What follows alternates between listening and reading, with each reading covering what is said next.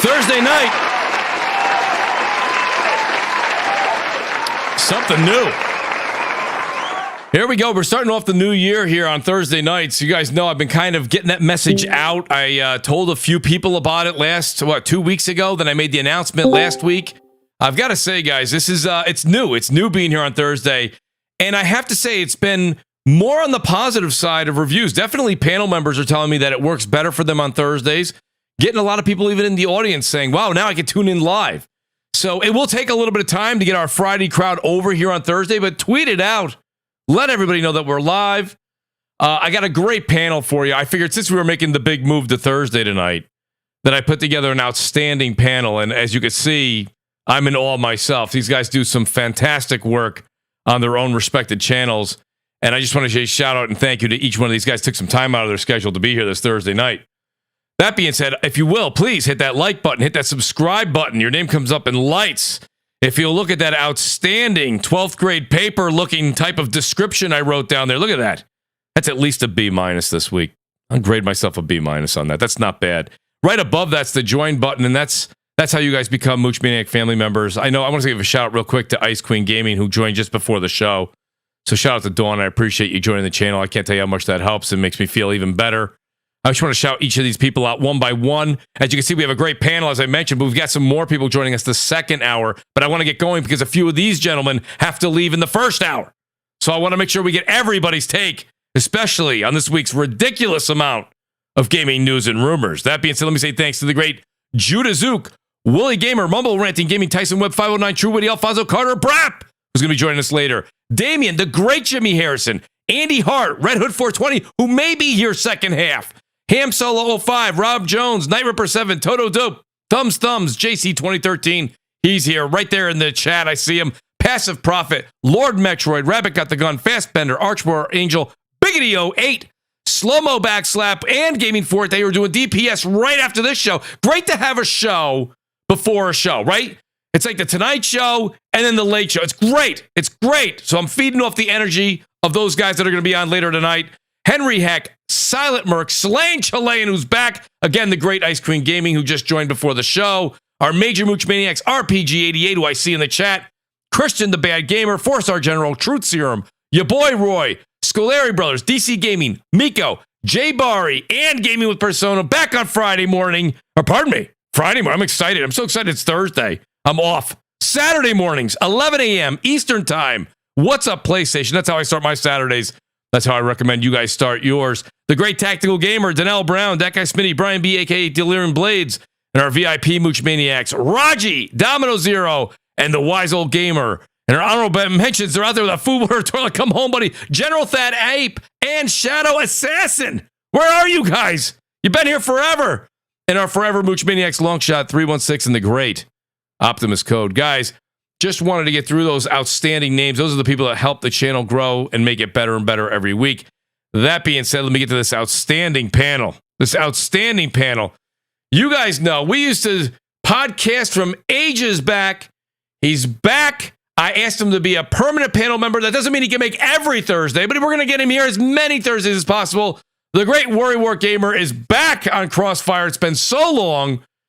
Worry, how the hell are you doing tonight, buddy? And it is great to have you on the show. I had no idea that was me you were talking about. Well, you're the guy I've known for 10 years. Oh, okay. Yeah. Yeah. Thanks for having me. Appreciate it. Absolutely, buddy. Absolutely. Apologize about the language in the beginning, and I'll try and keep it clean. That's all right. Just keep it PG-13. PG-13 is all we ask. It's not that bad. I can do that. Absolutely, buddy. Great to have you. A first time for Mooch, too, as well. Is a first for everything, guys. Is I get a message this morning, early this afternoon, from the great Eric Jackson. As you guys know, the voice of reason. He says, Mooch, if you got room on the show, my schedule just opened up because we were talking earlier in the week and he wasn't sure. He says, if you got room, I'll be there. I said, Eric, you already know you got a permanent seat here whenever the hell you want it. The great Eric Jackson is back. And Eric, again, it's odd how you land on the dates that are such controversy in the gaming community. The voice of reason will be needed tonight. Eric, how you doing this evening? I'm doing good, man. Excuse me. Thanks for having me as always. Yeah, ready to get into it, man. Happy I can make it. Absolutely. And then, guys, I had to have my voice doppelganger on tonight. The great Mag is with us. Mag, who is well known for his renowned, I was going to say he's a great podcaster, but Mag, you've outdone yourself. You're a great podcaster. You're a great cook, but now you're just a TikTok star, and I don't know where the resume ends. I'm moving on to Instagram next. I'm not even kidding. We're going to get into all that later, and then, of course, back into the YouTube world. But listen, I'm glad to be here, and I'm going to tell you, you know what? It's going to piss a lot of people off. There's no controversy for me. None whatsoever. I see exactly what the roadmap is. I know where the roadmap's going. I know how it's going to go. People are just going to have to grow up and understand that the industry's changing, and you're going to have to learn to let go. We're going to get into this tonight. Let's move on. Absolutely, Meg, and I like the way you put that because I'm right there with you. Listen, this next gentleman, he's been on the show. He was on in early December, I believe, last time. And I've been trying to get him back ever since. But guys, guess what? When you're in the restaurant business, it's just a little difficult. It's a little difficult. That's one of the great reasons I moved over to Thursdays. The great Nib95, you guys know him over on Twitter. Nib, great to have you here, buddy. Listen, you're known for your documentaries on Twitter. Nib, great to have you back on the show, buddy. My GPT theses.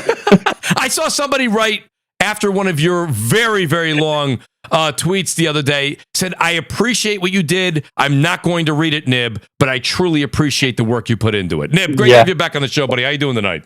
Thank you. Yeah, good. I don't actually write them. My butlers write them for me, apparently. I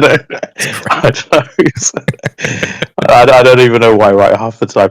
No, but it's good to be back on. This is actually the only podcast I've ever done a second time. Well, I'm going to go ahead and make a badge for myself and put that on my lapel. That's fantastic, Nib. It's great to have you here, buddy. You're very well opinionated, and I love to hear your takes. Listen, and this is the best place for it, right? So whether people agree with you or not, speak your mind, Nib. Speak your mind. Sounds good.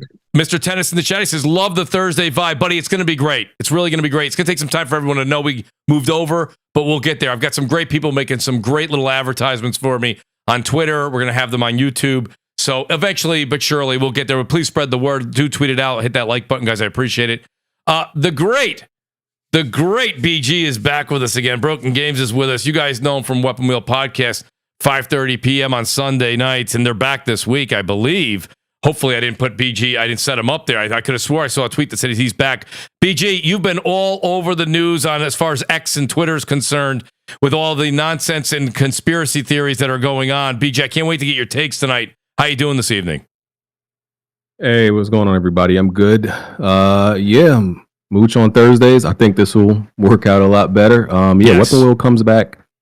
We were forced to come back because for some reason this week wanted to just dump a whole ton of news. So we have no choice. Vacation is over. Glad to be on the show. Well, it's funny you say that because you're back on the 14th. That's the reason I kind of stuttered there a little bit, BG, because I remember you saying before the holiday, we'll see you guys on the 21st. So that's what I thought. So I wanted to make sure. Shout out to the great Domino Zero here. He says, Mooch, you didn't need to kill my birds that badly. I'm scared for this weekend. Listen, buddy, at least you're in the playoffs. Okay. And BG's also a Philly fan. We're not going to talk too much sports tonight, but it could get there. I actually was rooting. You guys know I'm a diehard Giants fan, but I was rooting for Philly. I wanted the draft pick.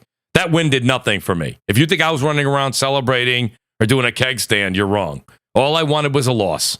That's all I wanted. Anyways, I didn't get it. Nonetheless, this is a first too. I love having new people on the show, not new to podcasting. He does his own podcast. Shout out to the great Craig Harris who's joining us tonight. He does Porch Light podcast on Tuesdays and Saturday mornings and 60 Frames No Leg with the great P-Rock on Tuesday nights.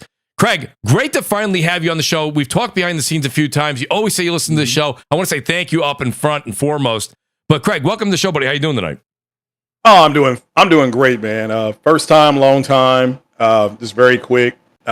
Great panel. It feels like that part in Avengers Endgame where Cap says Avengers Assemble, and they all ran across there. But yeah, great topics. Matt, shout out again to the late great Optimus Code. Yes. And good topics, and ready to jump into it. All right, well, Craig, get ready, buddy, because you'll be coming up shortly on the hot seat. But I got to go to BG first here. I really like to put BG on the hot seat first and foremost. So, BG, listen, here's the deal. It's come to the forefront because now the media is running with it. The old expression, where there's smoke, there's fire. We've been talking about this for a long time. A lot of different podcasts have been talking about it even longer. So I'm not going to take any credit. I know you go to a lot of shows. They're like, I've been talking about it forever. I'm not going to say that. I'm not even going to say that. We've always kind of thought in the back of our heads, BG, that Xbox buying Bethesda, ZeniMax, if you will, them buying Activision throughout the entire 2-year court process, saying we're not planning to take these big titles off of any of these, any of the actual platforms. And what I mean by that is we're not going to take anything like Overwatch. We're not going to be taking Call of Duty. We're not going to be taking these other games off of these platforms. And of course, they couldn't. They wouldn't be able to afford to lose that kind of loss. But BG, now we're starting to see some of these first party games rumored. It's all rumor, by the way, guys. So don't get too upset in the chat yet until we get going. But BG, the rumor is, of course, the oldest rumor that we've heard in the past 2-3 days, mentioned 1,000 times, is that you're going to see Hi-Fi Rush and possibly even Sea of Thieves making its way to Switch, PlayStation 4, PlayStation 5. So BG, you can start with how you feel about Hi-Fi Rush and Sea of Thieves, or I'm more interested in what you're thinking right now as far as Xbox long term. What is Xbox's next move long term as far as you're concerned? Well, yeah. So with the Hi-Fi Rush coming to PS4 and Switch seems to be very real because it was like rated in Australia, I think. Yeah. So that seems to be real.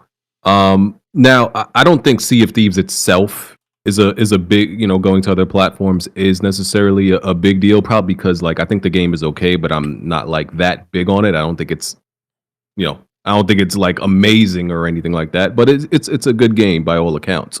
But I think the implications of it mean more, because usually in the gaming industry, when decisions are made, usually nothing is ever a one-off.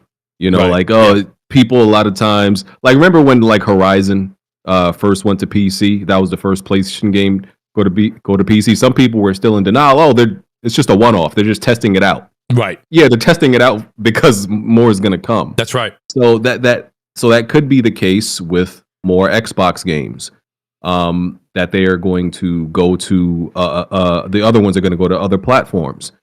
And I try to think about the why they're doing it, right? Because they make Microsoft makes plenty of money. I think a lot of people conflate Xbox and Microsoft.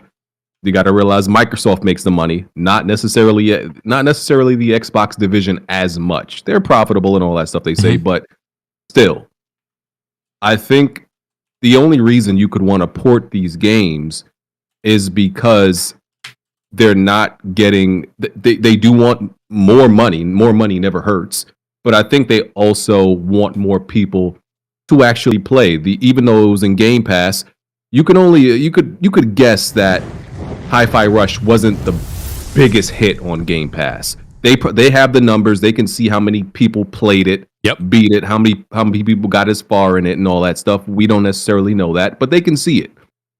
So they see something that says, hey, we should put this on another platform, especially another platform that has a bigger audience, which is, nobody get sensitive about it. PlayStation and Switch has a larger install base and a larger audience than Xbox. That's just the objective truth. Yes. So if you're a game that's exclusive to Xbox, you're on the smallest platform. The least amount of people are actually playing your games when you have to think about it that way.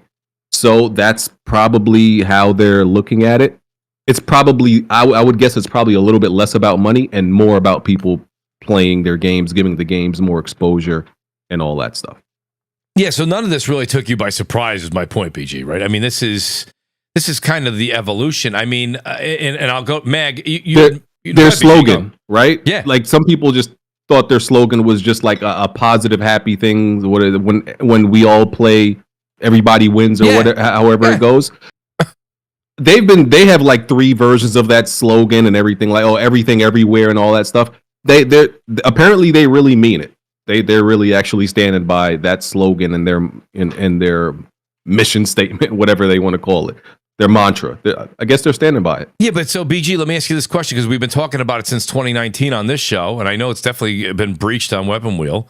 Like, is this a situation where, the longevity of the listen, I want to make this very clear. The Xbox brand is not going anywhere, especially with them owning Activision and Bethesda. They're not going anywhere. But as far as the way we've known them as one of the top 3 in the platform holders. I mean, is this motto and this mantra that they've put forward, that you said they've been saying this for years now, have they almost shot themselves in the foot as far as hardware and rivaling Nintendo and Sony?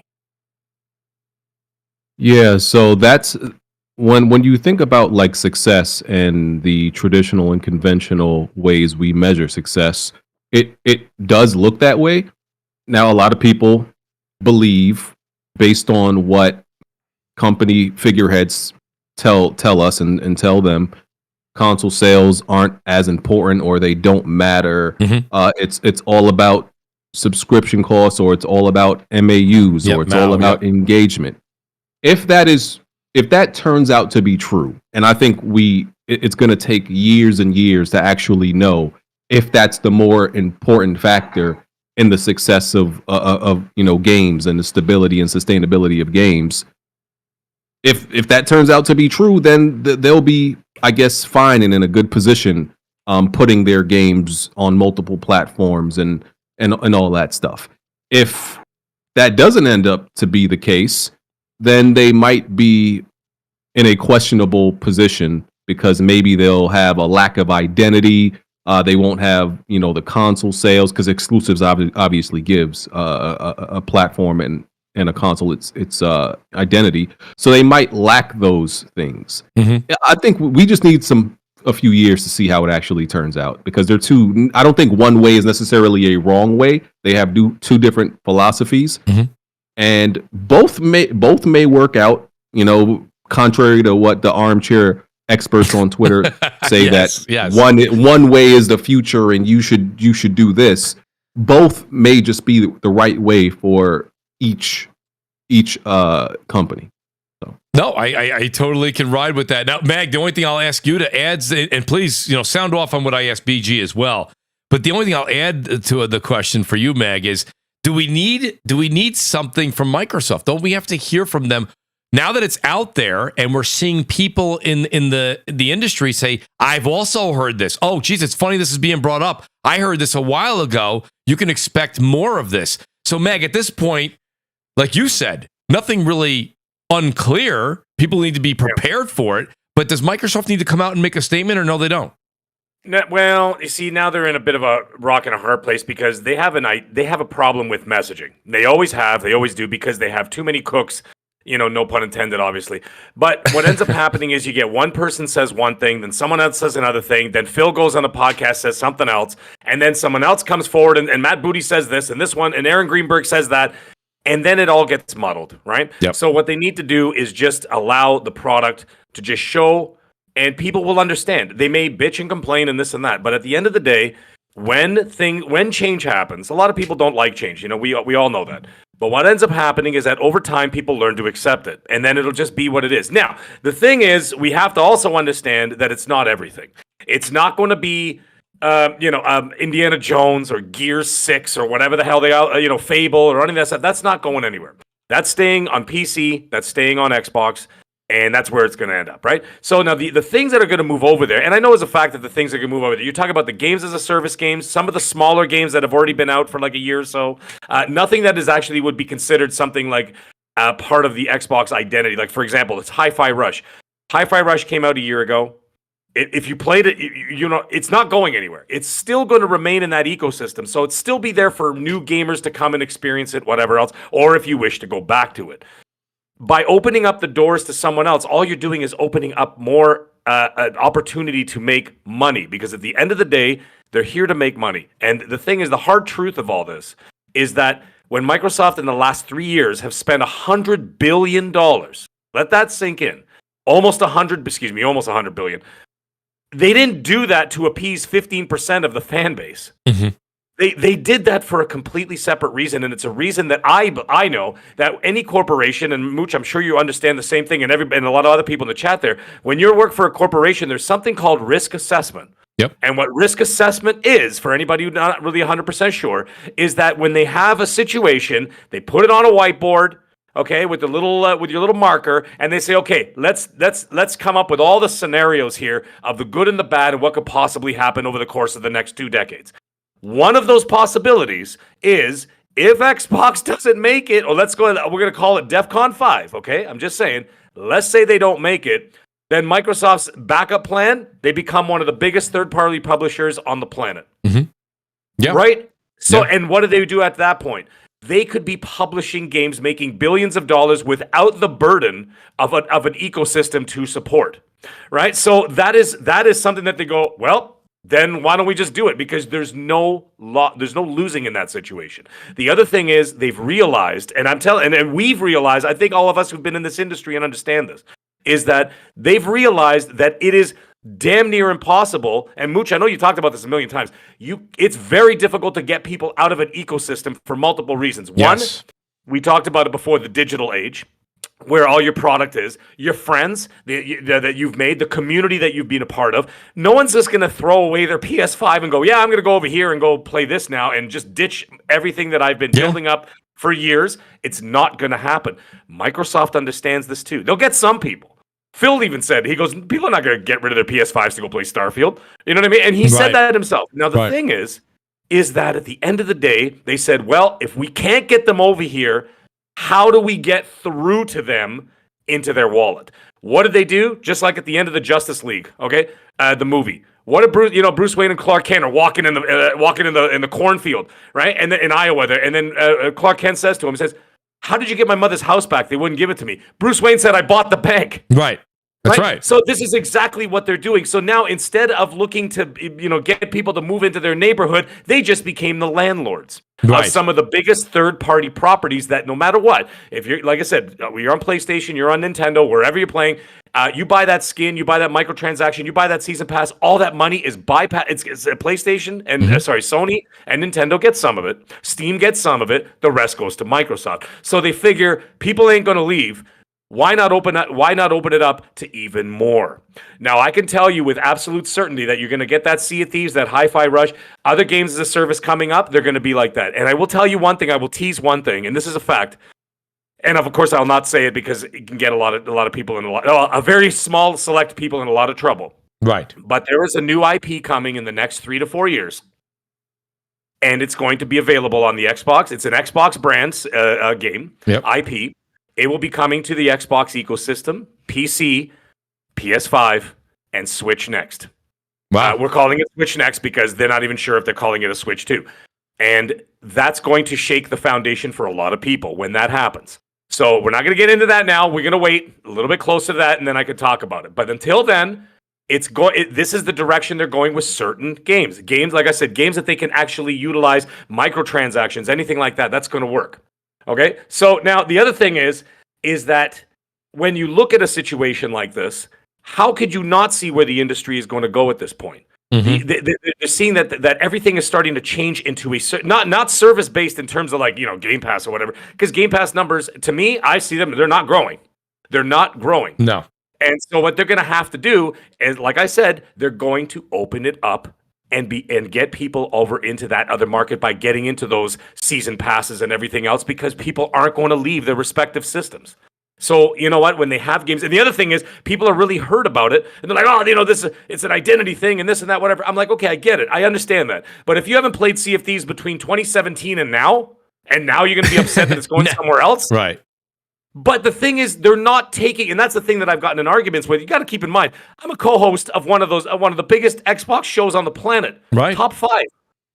Okay, and those people, not those people, I shouldn't say that, but some of the people lose their minds, and I'm like, they're not taking it away from you. It's still there. Right. It's just being available. How does it affect your enjoyment as a consumer?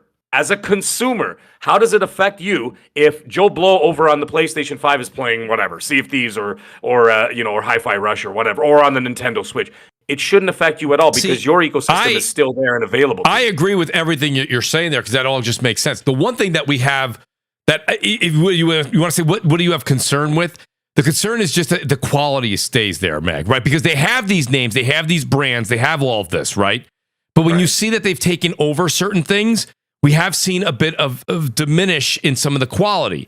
So Forza Motorsport was always a flagship, right? And Nib, I'm going to kind of go to you here on this one because Nib went off the other day on Twitter. But so Forza was a flagship. They took 4 or 5 years off, and Forza Motorsport, they didn't call it 8, but the new one did the worst of almost all of the past 3 or 4. You've got they bought Gears of War off of Epic, and it's gone down the crapper. Halo, once Bungie left, took 4 was good, and then it ever so slowly kept going down. So Mag, the only thing is they buy these teams, and what they do is they buy Activision. They're like, do you? Well, the problem is back when you're independent and you're working. We said this before. Mag, you know this better than anything. Nib knows this better than anything. You guys, I just happen to know you guys are in the restaurant business.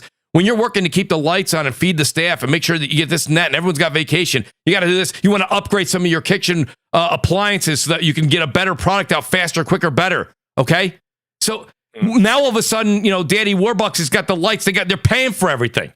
So it's just you do you. The hunger leaves and the quality diminishes, and we've seen that time and time again. Starfield. I'm not going to pick on Starfield. I'm just saying, of all of Todd Howard's babies, this one might be ranked one of the worst. Right. Yeah. It's the weakest. And I'm not blaming I'm not blaming Microsoft for that. It's a little too close for comfort to say that that's a Microsoft, but it falls in line with the argument. So that's the only thing here. So when we're like, well, Microsoft's going to do this and this, and you can clearly see that the path is going to work, and don't worry about it. If I'm an Xbox fan, there's 2 things. I'm a little concerned that some of the beloved titles that were keeping me buying a platform before, now I'm like, why would I? I'll just buy a PC or I'll just play it on PlayStation. I don't need an Xbox anymore. And then are the quality of those games going to remain the same over the next 5 to 10 years? We don't know. What we have seen that they have bought has gone down in quality. Now, will that happen with Activision? I can't speak to it. to it. But I'm just trying to say to you, see, trends are, well, they're trends. You know what I mean? It's trending, and it's not trending in a good direction. Sorry, Nib, before you jump in there, brother, I'm just going to spit this out quick, and then you can go ahead. I was just going to say I canceled Game Pass in February of 2022. Yeah. And I have had, and I've said it a lot, I've said it on XNC, I've said it to Colt, I said it to everybody else. I said I felt there's no reason for me to go back there just as of yet. And it's now January of 2024. February 2023. So now it's January 2024, almost a year later. I still haven't subscribed to it because I find no need for it. And so the thing is, I said, I'm going to handpick titles because of the trending. I saw 3 games come out in a 6-month period that I thought were mediocre. You had your Redfall, you had your Forza Motorsport, and you had Starfield. And Starfield's my personal opinion. I didn't like it. Now, the thing is, at the end of the day, I said, if they come out with a banger, then I will not subscribe. I'll just buy the damn game. Right. Because there might not be, who knows when the next best awesome game is going to be or whatever. That's not worth a subscription. If Call of Duty Gulf War is incredible, I'm just going to buy it. Me too. And just play it. I'm not going to subscribe and pay $20 a month because it's $20 a month up here. 22 with tax or whatever. So the thing is, at the end of the day, I'm not going to spend that money just to play Call of Duty. I'm going to do it. And the thing is, there's a lack of consistency is the problem. And that's why the subscription model, for me personally, is not working. We're in the same boat. It's not working because I'm not getting the banger consistently. That's why I canceled Netflix. Netflix has 3 or 4 banger shows, but when they're in between those shows, who's watching it? Yeah. No, There's nothing on there. I canceled Disney Plus, the same thing. Like, I know there was the whole, like, there was Solo or whatever that was there. Then they did The Mandalorian, but then it slowed down after that. And I was like, okay, I'm done. I've been done with them for a while. I'm done. Yeah. And then you end up not going back. I'm not. And that's why the numbers, that's why the Game Pass numbers, I hate to say it, but the Game Pass numbers are stagnant for exactly that reason. That's a very good point. People don't, being deeply entrenched in that side of the fence. A lot of people don't like hearing me say that. I'm like, I'm sorry, that's the truth. That's what's happening, and therefore, it's not. I've been gaming more on my PlayStation. I get made fun of all the time on my show. I game more on my PlayStation than I do on Xbox. Right. In the last year and a half. But I want to. What it is, what it is. I want to address Astro Cyborg. He goes, must be a AAA only gamer. That's not it at all, Astro. When I want to play a game, Astro said the same thing on XNC. I saw you on XNC saying the same thing about me. It's not the truth. When I said that. It's not that. It's just that the games aren't speaking to me. And there are games that are not AAA, like, for example, Psychonauts 2, I thought was one of the best games of this generation. It was very good. It was very good, yeah. And I adored it. But the point is, it's not giving me consistency that I want to keep paying every month. So what I'm going to do is that when a game comes out and it speaks to me and it looks like it's going to be amazing, I'm going to purchase it. Mm-hmm. They're getting my money no matter what. So it doesn't really make a difference. In one way or another, I'm going to handpick because I'm a consumer at the end of the day. I don't work for them. I don't shill for anybody. I'm a consumer, and if you are not offering me a product that I'm not particularly pleased with on a regular basis, you're not going to get my money, especially these days, the way things are trending. You know what I mean? Now, Anyways, I'll stop talking. No, that's fine. Nib, I'll go to you, but I want to let Craig know, Eric and Worry, guys, chime in if you hear something we're saying and you really want to hop on that. Just chime in, man. Say something. Nib, I just wanted to get your take. What do you think? Yeah, it's interesting. What I would say is the thing in terms of when we talk about sustainability, about profit, about margins, about growth, these are moving targets, right? So even if we look at PlayStation and Xbox, like PlayStation pre-2019 had 11 studios. Today they have 23. So suddenly your overheads and outlay is more than double. It's actually closer to triple because even their existing studios have grown massively. And Xbox is going from, a paltry number of studios pre-2018 to now, 30-something with Activision. So imagine their per annual cost just to keep things afloat is going to be astronomically higher. So when we have this conversation about sustainability or margins or, Microsoft have a lot of money, fine, but they are not a charity at the end of the day. They are a business, and everything they do is for growth and for a prospective number of subscribers that they want to target. And interestingly, because of the unredacted leak from the FTC case, we actually have an idea of what their targets and goals are. We had some idea before based on the fiscal year targets, which were linked to their bonuses, executive bonuses, and things like that. Which to clarify, they've missed 3 years in a row. So Game Pass growth targets have actually been missed 3 years in a row.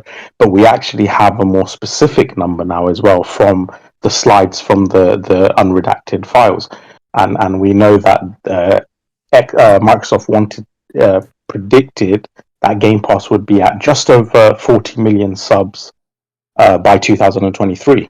Whereas, as he mentioned rightly, like it's kind of stagnated around about 25 million from January 2022. Well, we've got a little echoing. Brap, I think when you join, Brap, I think you might have to duck out, Brap, and then come back in.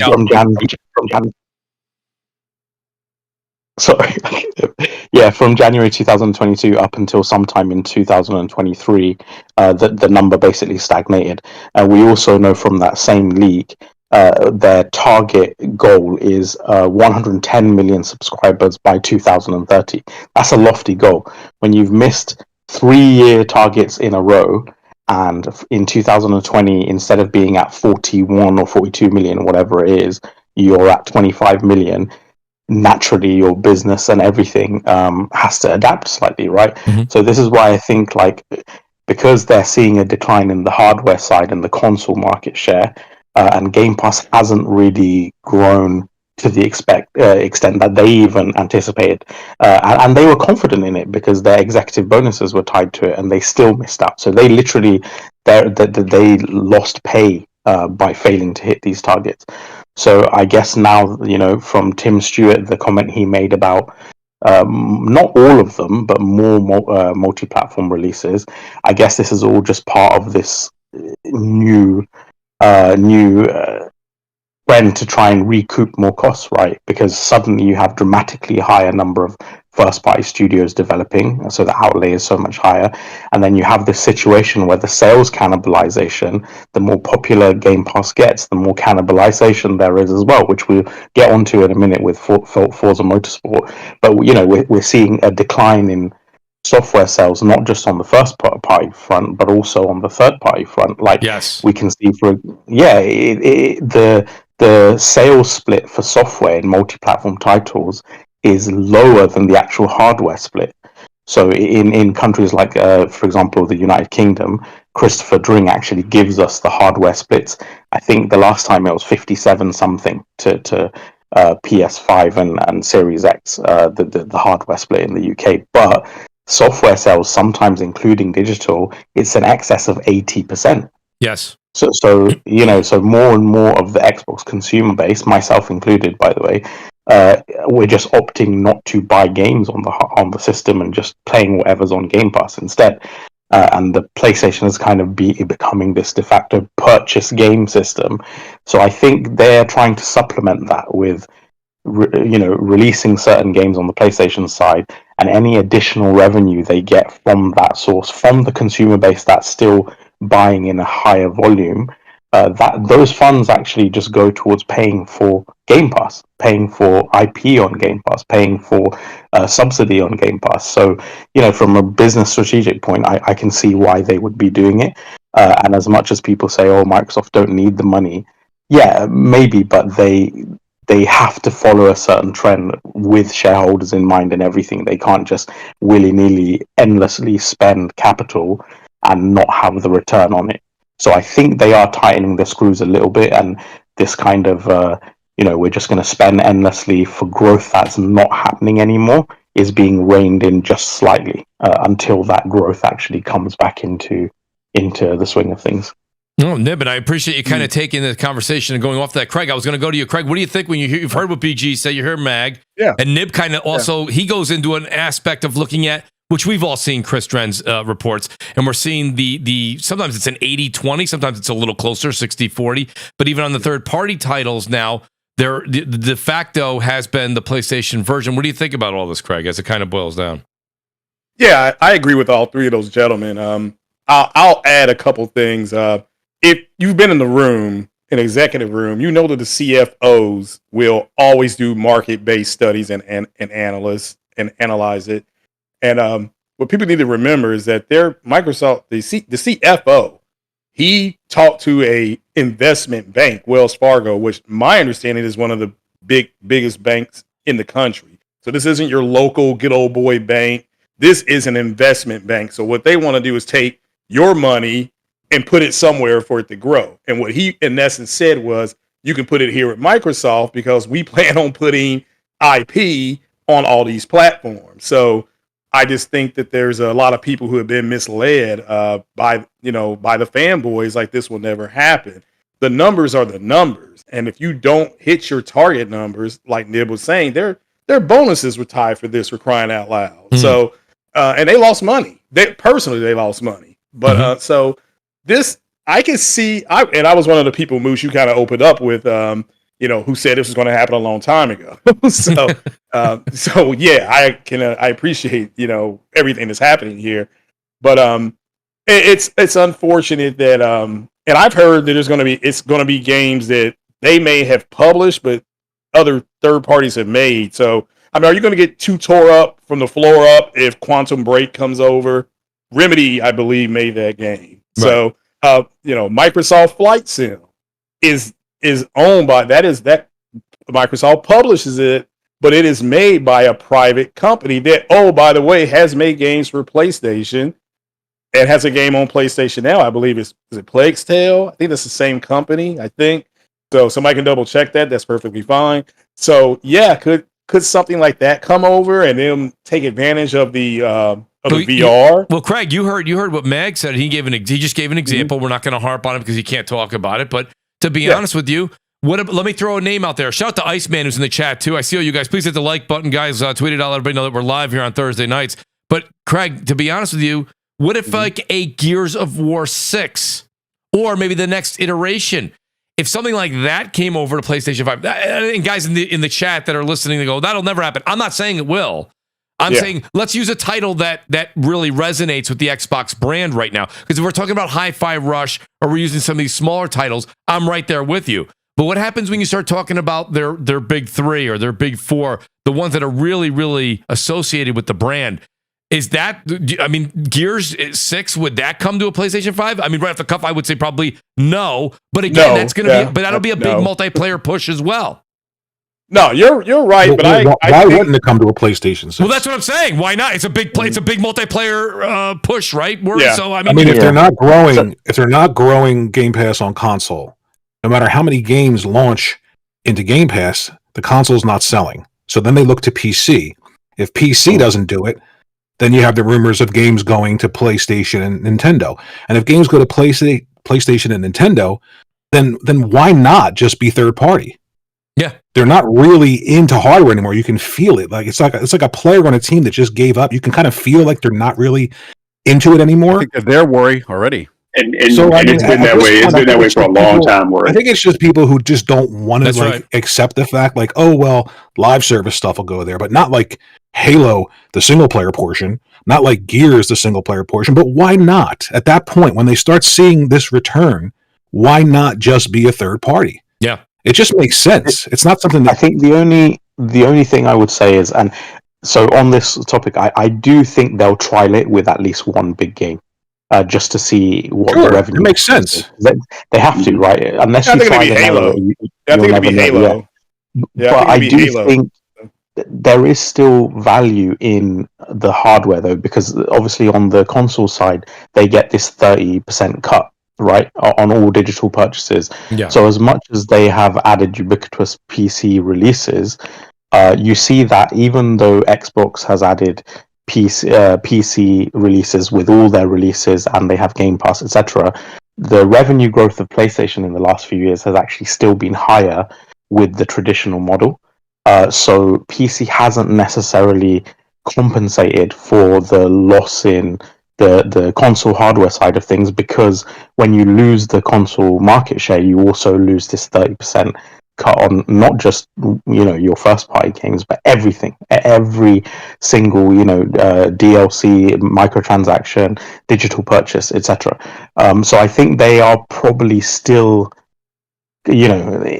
mindful of that, but if the trend keeps going the other way, then they kind of don't really have much choice, because the market is dictating it for them, and they need to protect their revenues at the end of the day.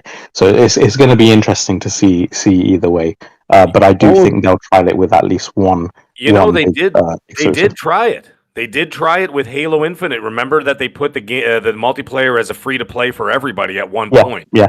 So I think that they dabbled with the idea, saying, "Okay, let's try this and see what happens. See how the community takes it." Blah blah blah blah. And the funny thing is, at least for that one, it still didn't take off. But I can see them. You're absolutely right. I could see them trying it again. Now, first of all, they are doing one 100% sure. That's going to be a games as a service game, but it's going to be a very recognizable IP. So some people are going to get in their feels about it, but it's going to happen. And like I said, when we get closer to it, I'll speak on it. But the thing is, I could see more of it. But as for now, I could see how you can maybe put the multiplayer components of some of the bigger titles, maybe put it out there. But you could see that their focus is no longer the Xbox console itself. It seems to be more about PC. They seem to be focusing a lot on the PC right now.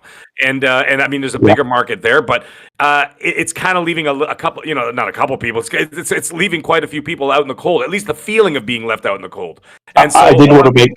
Yeah, go ahead. I did want to make one more point. I should probably clarify this, because the PC draw for Microsoft is also very different for PlayStation, because for say Xbox convert you over to PC, they actually still have tertiary financial benefits on the PC side that PlayStation don't, because one, they have the operating system and Windows is the de facto gaming platform. Two, they can sell you on other software like Office or whatever you need, Outlook, those things that you might buy also when you go into PC gaming.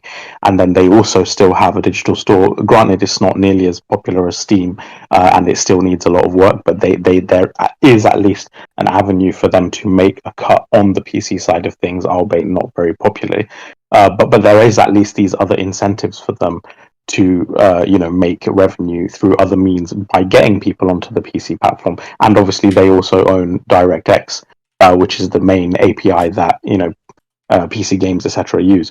So yeah, it is a different conversation, and I can see why for example Microsoft would still be okay with transitioning a player from Xbox to PC versus say PlayStation. Yeah, I've seen it's funny, and I apologize, Brap, if you want to chime in, you can definitely chime in. I've seen some of the chat. Some people are saying, the chat saying, some of the panel here is delusional. Guys, you're hearing everyone on this panel has Xboxes. The chat is going through that stage of what are the stages of grief? You know what I mean? Like you get to that last stage and it's acceptance. It's acceptance. Yeah, I mean, like they have. This is what's frustrating about this conversation. you have a lot of people in the chat who listen to certain Xbox centric podcasts.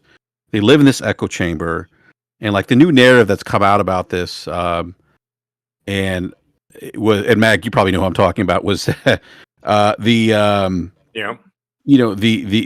console market shrinking, and that's false. If you look, you only need to like for crying out loud. I really do fear for humanity, by the way, because we have something called Google. We have data points that we can pull. We have Circana. GameIndustry.biz just gave their Gear Review 2023 on the gaming industry that shows the bulk of the percentage, or it's a pie chart, all right, of the amount of revenue that the console market counts for in the entire pie of the gaming industry. It's about 30% of the gaming industry. That number increased year over year. You look at the hardware sales for Nintendo. You look at the hardware sales for PlayStation. You go to, I don't know, one of the big four, PwC or Deloitte. They do reports on the growth of the gaming industry. They have projections of the console gaming industry growing. Their projections are as far as 2025. I see reports of like, I forget what the percentage was. I have to go back and pull the numbers. But no.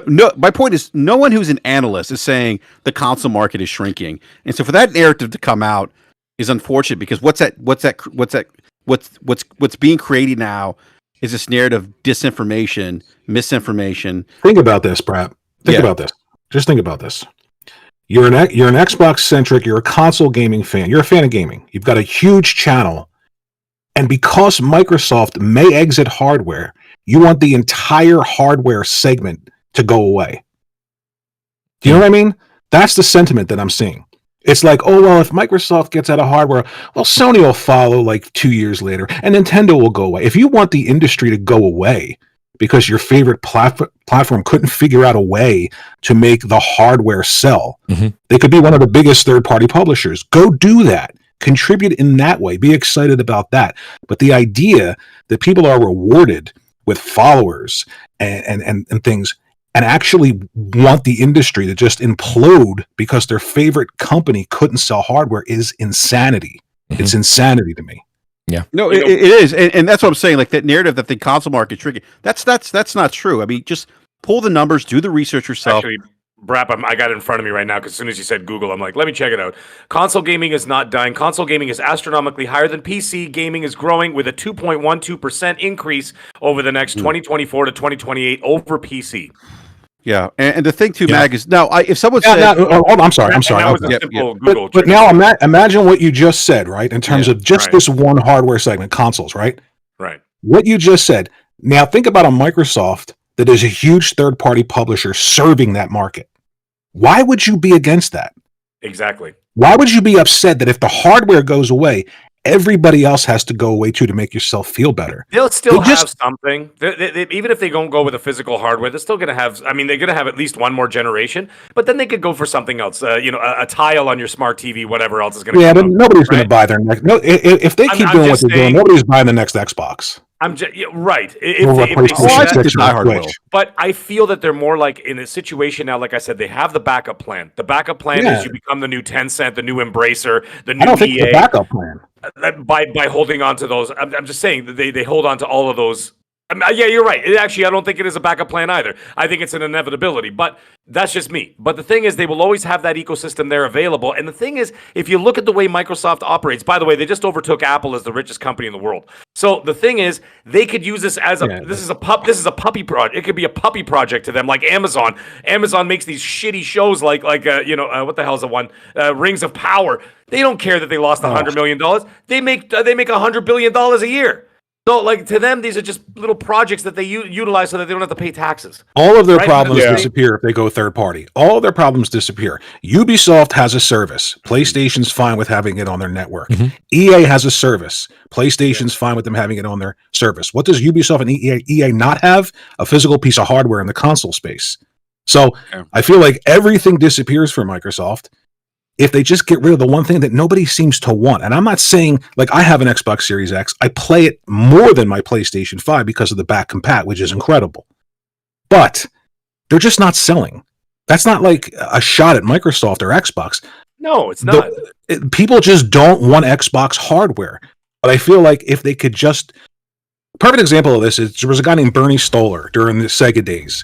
The Saturn comes out 2 years in. Bernie Stolar says, "Yeah, the Saturn really isn't that great. In 2 years, we don't want it. It's not our future." What happened? Nobody bought the hardware. And then when the next piece of hardware came out, nobody wanted to buy it because why would you at that point? And then Dreamcast goes away. So the idea of making a piece of hardware and then telling people they don't really need it, obviously you're going to be in the position that you're in. So just go third party. You've got a gazillion publishers. You've got the biggest games in the world right now.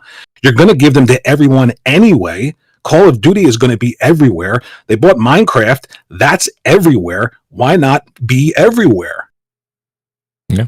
I think it goes. Oh, go ahead. Yeah, I just want to say, like, what Mac put up, but what Mac just pulled up in terms of, the numbers, the revenue numbers. One thing is, I think one thing that we're seeing, if you look at the year-over-year growth numbers for Xbox hardware, I mean, they're experiencing negative growth, Xbox Series hardware, 4 years into the console generation. If you go back and historically look at where consoles typically track at this point in the life cycle, it's not negative. And when they track negative, it's because the consumer demand isn't there for those products. It happened to the Nintendo, the Wii U. It's happening to the Xbox Series console. It's trekking behind the Xbox One. So Microsoft and look, and they've been, and so what's happened is they haven't been able to capture enough of that console market share. So then, if you can't do that, then what's your next move? If you're a corporation, look, let's not mince words here. Corporations are greedy. They're in the business to make money. Let's stop pretending. Some people think that corporations are their friends. They're not. Yeah. Brap, you missed my first half of the when I first spoke. Yeah. You're about to dive into exactly what I talked about the first 30 minutes of the show. Is that if you can't convert them over, how do you get to their wallet? Exactly. So and that's what they're doing by doing every season pass, every skin, every microtransaction, everything that you got, you've now become the landlord of all those IPs, and therefore that money's going to funnel directly to them. Yeah, if you can't take Muhammad to the mountain, you got to bring it to him. Even Sean Lee said we got to go where the people are years ago. But I'm sorry, bro. Go ahead, bro. That's the thing. Like if you 70% publisher fee goes to them as well. Yeah. So every Call of Duty sells on PlayStation, they get 70% publisher fee. Yeah, and I see people in the chat saying you guys are wild. It's like, well, you don't understand the console business, because the console business has always worked this way. You sell hardware to get people to buy software. Yeah. Okay. And if you can't sell hardware in the console space, you can't sell software. So then what do you do? What do you do then? You pivot. You buy publishers. You start putting your games on other platforms. Mm-hmm. You look at other creative ways to generate revenue streams. And these are things that Microsoft, and mind you, like everyone was so attentive. This is the part that I don't understand. Everyone was so attentive with the trial, the ABK acquisition, the trial, the leaked documents. Did everyone just like skate by the documents where Microsoft has and Phil Spencer under oath said, "Hey, we have a certain number to hit with Game Pass by 2027. If we don't, there may be some difficult conversations being had. Yeah, there could be another pivot." Did we not miss what the CFO discussed? And no, he just wasn't talking about ABK. If you listen to the live audio of Tim Stewart, it's a two-part response that he gives. It's ABK and big picture bringing more first-party exclusives to other platforms. And admittedly, he says that's a change of philosophy for us. So if you, I'm assuming, like if when you hear change of philosophy, that means you're pivoting. You are changing how you have done business in the past and pivoting to do something different. And they've been telling us this. The fact that people are surprised or are saying, "Oh, you guys are crazy," they have literally been telling you this is what they're going to do. Phil Spencer, we want to build communities of gamers across multiple platforms, right? Mm-hmm. Satya Nadella, head of Microsoft, under oath, you testified, I don't like exclusives. Yeah. Like Microsoft's a software company. They're in the business to bring their software to consumers. It's a two-pronged thing, right? Because I actually have the last 4 quarters in front of me as well. Like, so it sounds console-worry, but just to paint an idea of, so the quarter ending September 30th, 2023, Xbox hardware minus 7%. That's with Starfield as well, keep in mind. PlayStation 5 hardware plus 60%. Previous quarter ending June 30th, Xbox hardware minus 13%. PlayStation hardware plus 35%. Previous quarter, Xbox hardware minus 30%. PlayStation hardware plus 248%. That's around the time stock started becoming more plentiful. And that quarter before that, Xbox hardware minus 13%, PlayStation hardware plus 46%. But I think what compounds that is, okay, fine. On the one hand, your hardware is declining, your market share of that side of things is declining. It's actually falling behind the Xbox One launch aligned. So it's actually fallen behind, I think, by estimated 1.5 or 2 million units. But on top of that, the Game Pass number is stagnated. So I think that's the issue, is because you can't lose one and not have the other. I think they're willing to sacrifice hardware at the altar if it meant Game Pass was, increasing to the degree that they wanted, but neither is happening. But I just want to say one thing, because I know people will call us out on it. I understand that the next Game Pass number is probably going to be very high, but likewise with revenue. But you have to keep in mind the reason for that is not going to be organic growth. It's going to be because they've converged Xbox Live Gold with Game Pass Core. So naturally, there's going to be a bump that is outside of just the typical. Yeah, but you're not supposed to say that, though. No. And then with Activision, obviously, with their revenue being added, there is going to be a massive revenue jump. But again, it won't be. What about the WoW subscribers? They may convert people on World of Warcraft who pay monthly subscriptions. Right. They may convert those folks over to Game Pass. That would be another bump in numbers. Can I ask you guys a question? BG, and you guys have been on this. You guys have been doing podcasts for a long time, and it's interesting because I'm listening. I'm sitting here enjoying this panel. They're giving you a lot of these guys are giving you stats. They're reading quotes from the CEOs. They're giving you numbers that are coming from statisticians. And shout out to the great. Well, I feel for humanity, Mooch. People are arguing numbers. They're Sony fanboys. Come on. Well, no, but exactly. That's what I was going to go. And BG, I wanted to ask you because we've been doing this a long time, right? Everybody on the panel's been doing this a long time. So the great Sir X Man with the super chat. Thank you very much for the super chat. He says, "Why does everyone want Xbox to die? Competition is good. It's what makes every other console maker do better." There is no competition right now with the Xbox hardware versus the PlayStation 2. This idea that if the Xbox hardware goes away, there's no competition. You're going to get $1,000 PlayStation 5. Okay, the most competition PlayStation ever had was the Xbox 360 generation. Yes. The Xbox 360 launched a year earlier. It set the benchmark for price. It set the benchmark for performance. It set the benchmark for features that you would expect on a console, and it became the lead platform for developers. The most competition ever. And what happened? Sony launched a $600 console. So the idea that if you have competition, you're going to get great results, no, it doesn't. It doesn't work that way. The PlayStation 2 had the least competition ever. The original Xbox and the GameCube. If you combine the total sales of the original Xbox and the GameCube, you get about half of what the PlayStation 2 sold that generation.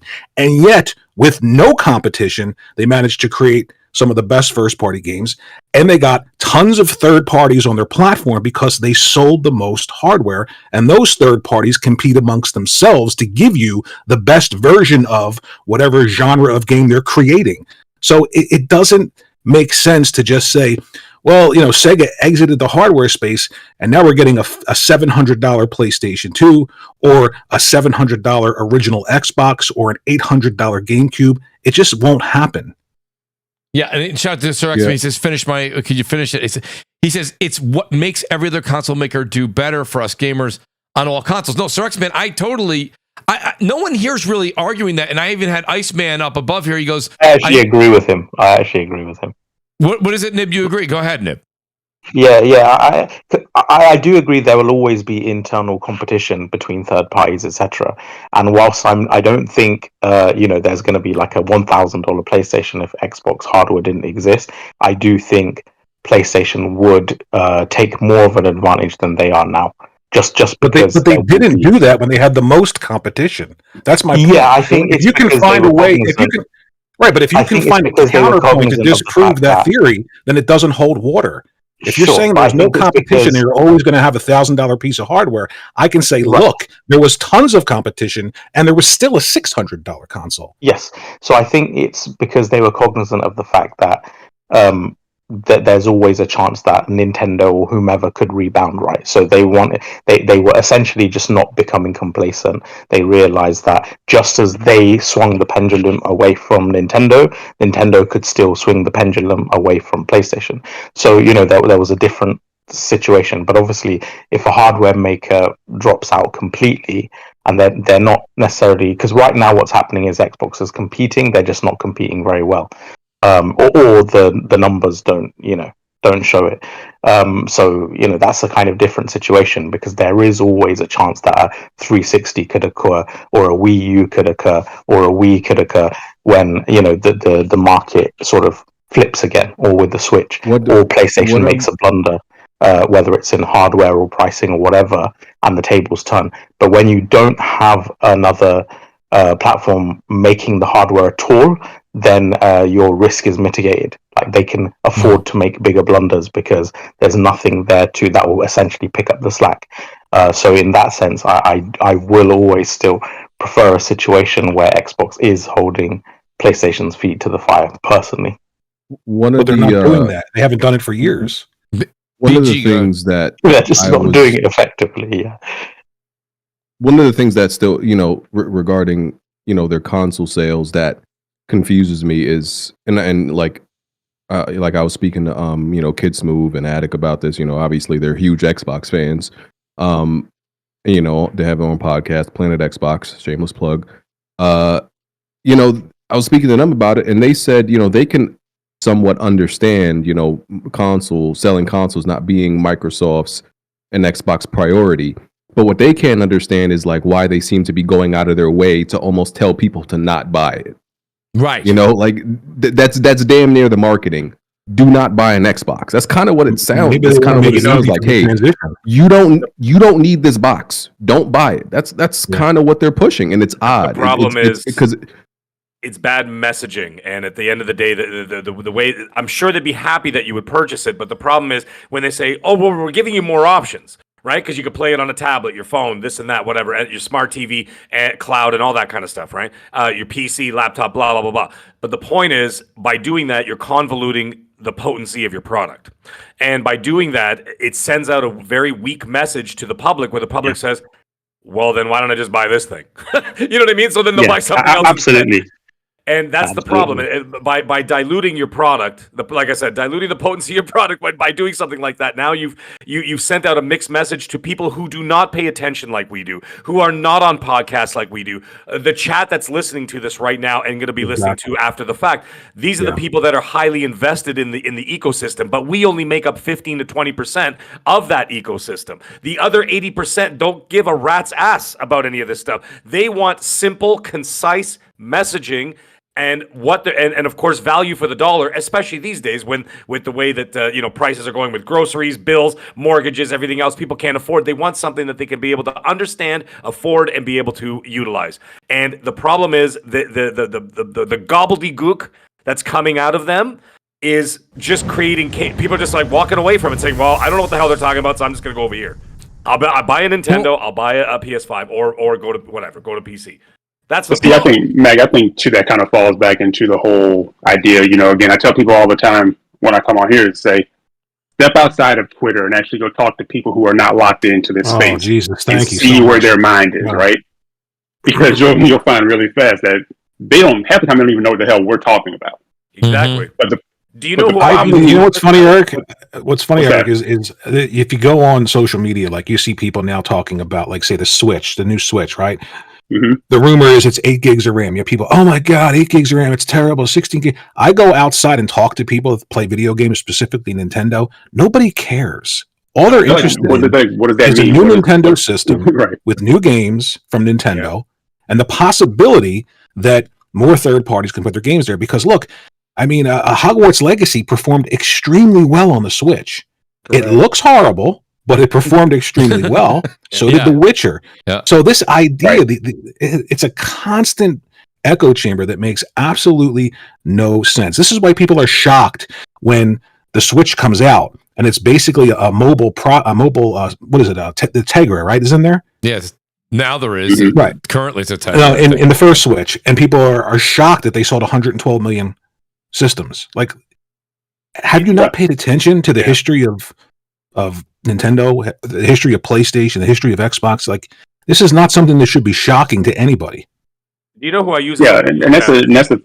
I'm sorry, I was going to say that's the thing. That's the thing where I say, step outside and talk to other people, because you're not going to get that from corporate executives on Twitter. They're going to tell you whatever they feel you need to hear, and that's exactly why the messaging isn't just convoluted for the average consumer. It's convoluted for the base too, because they tell you one thing and they do something completely opposite. This is why people say, and it's no disrespect to Phil Spencer, he talks out of both sides of his mouth. Why? Because he's a corporate executive. He gets paid to do that, though. It's he fine. Gets paid to do that. That's fine. Right. But people run with that, and then they're like crestfallen. They're like, well, I feel like a second-class citizen on console. Well, you should, because they've been telling you for the longest this is kind of how they're going to go about doing things. But the problem is people you guys, and they listen to that hardcore base. But the problem is when they listen to that hardcore base so long, the hardcore base is running, and they acquiesce to every single thing against their own interests. Right? Mm-hmm. So when you hear like a Game Pass, I love the fact that Max sat here and said, as a person who plays on Xbox, and said, I just didn't see the value in Game Pass. That is like breaking dogmatic law on Twitter. Yeah, right. And that's like saying there were 15 commandments, right? And he broke the third tablet. Yeah. I'm a consumer. I'm a consumer at the end of the day. Consumer first, and that's the same with me. Mooch, what did I say on CrossFire before? Mooch, I said time is also a commodity for people. And that's a big thing too. That's right. Right. You can only play so much stuff. We got kids, careers, families, things to do. Well, that ties it. Meg, even with you having kids, do you want your kids to be on a console all day playing? People keep, it's for the kids. They got all these games. Even with that, you're not going to have your kids sitting there playing all this stuff. And subscription fatigue is real. It ties in, but it ties in. We are right now in the highest stride of this console generation. The games are coming out fast. You're not waiting till Christmas anymore, or 6 months. We have games in January, February. It goes right through the year. So when you saw the comment, I think it was Astro earlier, and he's like, oh, you only like AAA games then, Mag, right? It's not that. It's like, why am I going to be subscribed to a service that I don't know what's coming down the pipe? I don't know what Microsoft's cutting deals behind the scenes. And am I going to sit there and wait for a AA? If there's a AA game that I want, I'll just buy it. Like, if Indy Jones is going to be hot, I'm buying it. Right. Absolutely. And that's all that's good. Really I'm not spending $300 a year on a Game Pass subscription for the game if I'm only going to play 2 games or 3 games that I find personally enticing for me. And like I said, for me, people get mad at me. I get hate mail all the time. You should see the chat. You should see the chat section, not the chat section. Excuse me, the comment section after XNC when I'm done. The people there are people out there who hate me, and I'm like, I'm just speaking my truth, because at the end of the day, I'm the one. It's my money. It's where I want to spend, and why would it be any different? Because I do it in the gaming industry. It's the same as when you go to the grocery store, when you go buy a car, when you go buy furniture for your house. You're not going to settle for anything. You're going to want what you want that speaks to you. And the thing is, I was going to say something This is something that I actually do a lot of. Is that obviously I'm well invested in the community. I've been in it for many years. But the thing is, I actually listen to, you know who I listen to most? My neighbors. And because I hang out with my neighbors, all their kids are in the same class as my kids, all this, and we get drunk every weekend, blah, blah, blah. I talk to them. Do you know why? Because they're not listening to this show. They're just regular consumers. So when they speak about things, I want to hear what they have to say, because they are the 80%. You know what's interesting about what you just said is I can remember back to when the Xbox 360 was launching.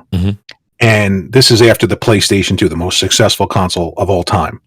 And I remember going to like a local Funko Land or going to the gym, and all I would hear people talk about is the Xbox 360, right?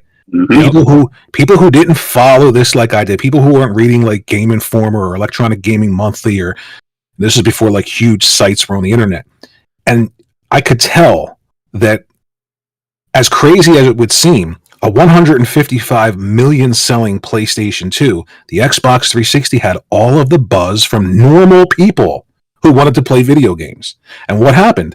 They got 83 million of Sony's 85 or Sony's 155 million market. And that's the same thing that's happening with the Xbox Series consoles. It's Everywhere I interesting go, because everyone's talking about PlayStation or Nintendo, and it's not a knock. It's just what's happening. Yeah. Well, my son and all his friends all have PS5s. Yeah. And we have 1, 2, 3. We have 3 series consoles in the house. And it's funny, this generation, we started with 5, actually. 5, and we had 1 PlayStation 5, which was mine. Now, it's funny, 4 years later, 3.5 years later, it's actually reversed. Now I got 3 Xboxes, and there are 4 PlayStation 5s in the house. Yeah. And I said this before on the show. Mooch, I told you about this. Yeah, my absolutely. wife traded in her Series X. Yeah. She traded in her Series X for a PS5 because once she was done playing, what the hell was it we played? Hogwarts Legacy. And after that, she goes, I'm just not using this. Yeah. And she literally went to GameStop. I swear to God, this is a true story. And she went to the store. She traded it in at GameStop, got a PS5, came home, and now she's playing all the classics that she missed, like God of War and everything else, Horizon Forbidden West. She just started Last of Us, which I'm sitting there like a proud, almost like a proud father, like, that's my baby girl. That's mine. You know, she's like playing Last of Us for the first time. And I'm like, and now she's having fun. And I'm not saying this as a knock against anybody, just like we're saying, this is just what's happening. It's just reality. It's just what's happening. Now, Xbox will come back with, like I said, Indy Jones might be amazing. Fable might be incredible. Gear 6 might be amazing. They might be all great games, and I'm going to be there to play them. That's right. I will be there to play them. I will still be on XNC with Cole talking about them, whatever else. But until then, I pay for what I feel is worth my time and my value of money. Yeah. That's the way I see it. Yeah, and I mean, just to piggyback off of that is that I also went from having majority of Xboxes. As we go into next generation, will I still have a console in the house from Xbox if they have one? I'll probably have one. But I mean, I'm not going to just say, and it's more of the community that's kind of moved us towards that. I played Starfield on my PC. Yeah, you know, I mean, thing, I'm not gonna. There's just no reason for it, and I'm gonna sound like what you just said, Mag. If I want to buy the game, I'll buy the game, and I could buy it cheaper on Steam than Xbox. Yeah. So, like at the end of the day, Xbox kind of did this to themselves, and the sales. I don't know. Maybe they're happy with it. I know everyone in the Xbox camp goes, "What do you care? They don't care." Well, I don't lose sleep over it, but I mean, at the end of the day, I would say that. You know, Starfield maybe didn't sell as well as Fallout 4. Now, if that's a new IP, I understand that. But I mean, realistically speaking, if it was on PlayStation, it probably would have sold even that much better. So, I don't know. It's one of those situations where just scooping up, and we have to see more of what proof is in the pudding. We need to see more IPs come out from Microsoft, see where they're going with that. It's a little early to tell. Mooch, you know, in terms of anecdotal, casual opinions, it's interesting because I actually hate the look of the PlayStation 5. I think it looks way too gamer, you know. Mm-hmm. But when I speak to cousins and relatives and whatever, they say, "Oh, it's really high tech." I'm like, "Oh, it's over designed," but they think it looks really powerful, right? Because it's so out there. And weirdly, when I remember when I got my Series X and PS5, and I had all the family around and stuff, like the which was really surprising to me. The thing that was the biggest talking point, again anecdotally, was the bloody controller with Astro's Playroom. Like, it wasn't the graphics, it wasn't Demon Souls, it wasn't whatever we were playing. I think I had Yakuza and Assassin's Creed on the Xbox. You know, it was this controller. Everyone was like, "Oh my god, I can feel the rain, I can feel the sand."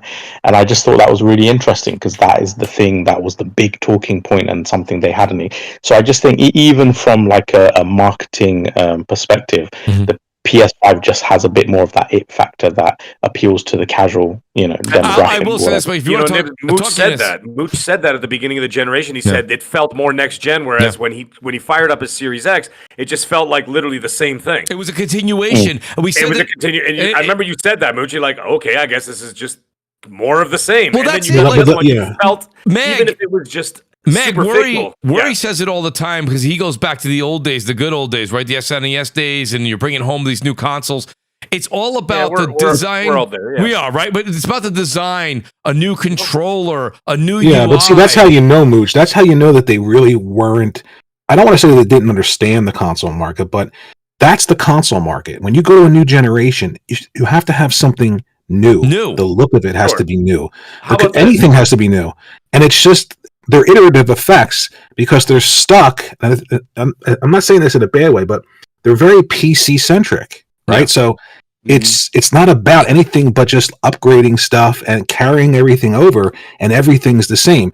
That's great for that market. It's not the console market. Right. So I feel like when you say, like, if Gears comes out and Hellblade comes out and all these games are great, I want them to be great, but that doesn't change the fact that no one's going to run out and buy an Xbox for those games. Game Pass isn't going to grow because of those games. So that's why I feel like, just putting 1 or 2 games that are live service on PlayStation and Switch 2, it's going to lead to everything.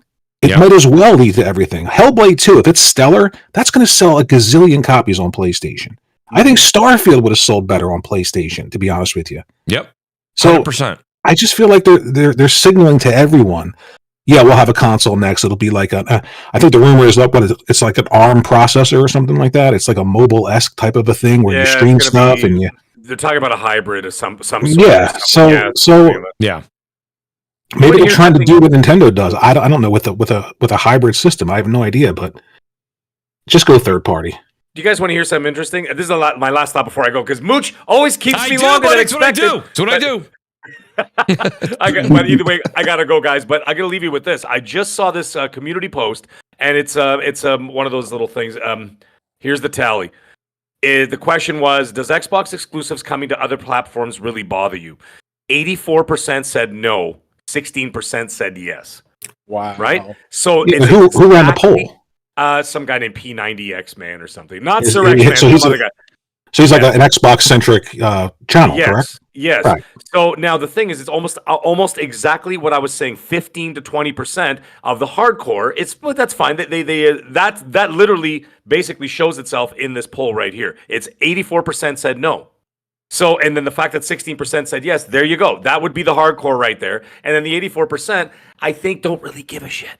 So I think at the end of the day, I think that other people won't either. And I think that if they open it up later on down the road, maybe they do the PlayStation routine. You launch the game on the Xbox and the PC, whatever, a year and a half later, launch it somewhere else. Well, that's right? Why not? I mean, 15% doing that. 15% said no. 16% said no. 84% said no. It says, does coming to other platforms really bother you? 84% said no. That's a shock. Yeah, but those polls, I mean, that's like running a poll and asking the Ford dealer what he thinks about Chevy. You're going to get... Of course. But I'm just saying, it just says that people didn't... No, I'm saying it just said people didn't care that they were going... That would Microsoft care to do R&D and all of the cost in creating a new console for a small group of people that's never going to grow in the hardware space? That's what I'm saying. That's what I was saying at the beginning of the show. Why spend $100 billion for a very small player base? They put the money in. They put in a lot of that money into. Even though they didn't do a lot on the UI, they didn't do anything with the controller. They did do 2 different designs in the X and the S. And as Nib was saying before, when he was saying some numbers, that they're trailing behind their worst generation of all time, which was the Xbox One. They're actually trailing behind. Now, I know the numbers show that they're making money somehow. I love how they just say it. And it's like, I don't know how they're doing that with lesser sales, but it is what it is.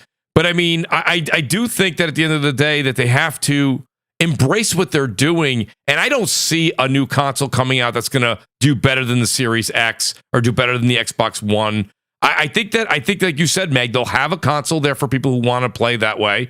And that's fine. They'll take care of that. That option will be there for the customer. But really, they are pushing people to PC. I can't believe I'm saying it, but they pushed me to PC for Xbox games. And I'm a console gamer. And that's why this generation I play more and more. And I play more. The funny thing about that is there was an interview with, I forgot the name of their podcast, with Persona and Barry and stuff, right? And Sean Layden was on, and he was talking about their strategy. What's Up PlayStation, I think it's called, right? Yeah, What's Up PlayStation. Yep. And one of the things he mentioned was that they always only saw PC as supplementary, and they never wanted to trade a PlayStation consumer for a PC consumer just to sell more games that they wouldn't have ever sold in the first place. And it makes sense because PlayStation is their bread and butter. You get your 30% cut, and if a PC gamer picks up a game later down the line, it's additional revenue, right? It's additive. But I think almost like what's happened with Xbox is they've actually done what Sean Layden said PlayStation didn't want to happen, which is just trade one for the other, which has its own negative and positives, So it's interesting how it all pans out. I think that people conflate the idea that because there's all these other gamers who could play this game, why wouldn't they go there? They're a hardware company. They'd much rather trade off one person on PC playing a game to one person buying a piece of their hardware, which then in turn, can be a customer for everyone else, a third party, a service, everything, a monthly active user. They want to sell hardware. Microsoft doesn't want to sell hardware because they're a service and software company. More and more, that's which what is where Game Pass was born out of. Because, exactly. So, and a service cannot exist on a piece of hardware. There is no Netflix box, but Netflix is everywhere. Nobody has podcasts talking about Netflix versus Hulu. They have it talking about a piece of hardware versus another piece of hardware. That's right. Because it's a different space. That's right. So I just feel like all of Microsoft's problems disappear if they go third party. It does. And if cloud does become more and more sort of in terms of the latency and stuff, if that stuff improves, it is interesting because one of you said earlier, like, well, then what do you need the hardware for? Well, if I could just, play it on one of my screens or my Samsung TV or whatever it is and have a pretty decent experience, then actually, I really don't actually need the hardware. If there is that one exclusive or whatever or two that I want to play, and then the rest of the other stuff I can get on other platforms, then you really can just have the service and play on any other device, whether it's mobile or whatever else it could be. Yeah, legitimate points. And like everybody here is saying, is that I personally think it's going to be a drip and kind of test it. And like the gentleman was talking about the poll here. Yeah, there's some hardcore people, which does go in line with what that Nate the Great or Nate the Hate, whatever his name was. There's going to be some hardcore people who are going to be upset, but they, at the end of the day, they did not buy these games for whatever reason. I mean, I just look at Crisis Core. I mean, why are you mad that Final Fantasy 16 didn't come to the platform when Crisis Core came? You all didn't buy it. Like 2 people bought that game on Xbox. Mm-hmm. So there's that, and there's just the slow. I think it's going to be just a drip. But I could see, like I said before, I could see what they're trying to do, and I don't have an issue with it. I hope the direct devs thing they're doing next week is successful. I want that to be successful. I grew up watching Indiana Jones, so even kind of enjoyed the last one they just did. But is that supposed to be a first-person game? Well, you don't know. I don't know. We don't know. We'll find out next week. I think it's going to. How would that work in first person? It sounds like it's going to. It sounds like it's going to go between first and third person perspective. To your point, cool. I want to go back to something you said where you talked about, and you've been saying this for like a long time, Worry. I've been podcasting with you for a very long time. And you've been saying this. Please. Jesus, here we go back 2015, I think, right? All right. No, 2014. We go. I've known Worry for a long time. He still looks the same. He hasn't aged. It's amazing. But what Worry said, and he's been saying for years, and I always go back to, is that these are vastly 2 different companies. Not just in terms of their market cap, but the DNA of the companies and the strategies in place. Like Worry said, Microsoft is a software as a service company. They're in the business of selling software. They've never been really good at hardware. They banded the Windows Phone. And I gotta be honest with you, a lot of the behavior, a lot of the word track that I'm hearing out of Xbox now, to me, is analogous to some of the stuff I remember hearing with Windows Phone. And that's not a bad thing for Microsoft, by the way. I think if they let's say totally got out of the console hardware business, the industry would move on. Microsoft would make a lot of money as just doing publishing. I mean, Apple's making a lot of money right now. They really don't make any games. They're making buku bucks on their Apple Arcade. That's right. But the point is that PlayStation is a hardware company. Like Worry said, they are focused on selling hardware. Well, if you need proof of that, look at them doubling down on hardware this generation. The earbuds, the PlayStation Portal, PlayStation VR 2, the DualSense Edge. They're operating very, very similar to what Apple does with their hardware and their products. Good point. The headsets as well that they put up, the H3, H5, whatever they were called. Yeah, just hardware focus. Even at the CES, hardware. That's what that's their bread and butter. And I'm glad Brap kind of mentioned that. Meg, if you have to go, by the way, I want to give you a proper outro. Thank you, Meg, for being here. I am holding you hostage. I mean, I just want you to know that up front. Yes. I'm gonna bail though. I gotta bail. But gentlemen, it was a wonderful show as always. Chat, you guys are awesome, and it is what it is. We had a wonderful time tonight. I like the new Thursday. It's a great look for us. I appreciate it. Anyways, you guys, we need more cooking, man. We need more cooking. Yeah, videos. if we could get some more cooking, please. I've been under the gun a lot lately since the new year, so I'm gonna get as soon as things calm down. Where's the Pody stuff with the horn and It's just not fun. There's nothing funny. Oh, it was hilarious. I loved it. The Jim Ryan stuff was so funny. See, I like the Jim Ryan stuff. Now he's retiring. I got to find somebody else. So. Now Brap's keeping you hostage, Meg. I know. Dude, the Jim Ryan impersonations were hilarious. Yeah, well, I'll find something funny in the future. But right now, it doesn't seem like it's very funny. So I'm like, all right, I'll find some funny stuff. But either way, everybody have a great night. We'll talk Thanks, soon. Meg. All right, but have a good night, guys. I want to piggyback off of what Brap was saying. And, BG, I was going this way with you earlier. And shout out to X-Hawk. He says, is the PSVR 2 a failure? That's one of the reasons I want to go to BG is I have the PSVR 2. BG, I know you've had it. You've streamed with it. You've definitely talked about the games you've played with it. But Brap also mentioned, BG, that you have the Portal, you have the earbuds, okay, you have the PSVR 2, the multiple different sets of PlayStation headsets with their, and again, you can critique this as you like, but with the Pulse and now Link software being built into them. These are all things that cater when people say, well, PSVR 2 didn't sell 10 million units in a month. It's there for the rest of the generation. It's going to do just fine. It'll do the numbers Sony wants. It's not going to sell 50 million. But I mean, like, BG, what do you think when you see people say that? Like right now, Xbox is giving you 2 Xboxes, an S and an X. That's it. That's it. So when it comes down to it, you have all of these things that are catered. Sony's doing hardware-wise to collaborate with their console, with their gamers, to reach out to different types of gamers that like maybe handhelds, like this, like that VR experience. BG, do you think that the VR2 and these hardware, the portals, are these bad moves by Sony, or were these were like legitimate, like quality products for hardcore and casual gamers alike? I mean, I think the options are definitely good. People did doubt a lot of the hardware, like like the Edge and the Portal. A lot of the sentiment when these things were announced is that nobody was going to buy them. Right. And then a shit ton of people bought them, right? Like by all reports and by all accounts, like especially the Portal, right? No, this is a waste. Nobody wants it. And just look at it, right? It was sold out. We don't know how many, how much was available, but a lot of people want one. It's selling very well.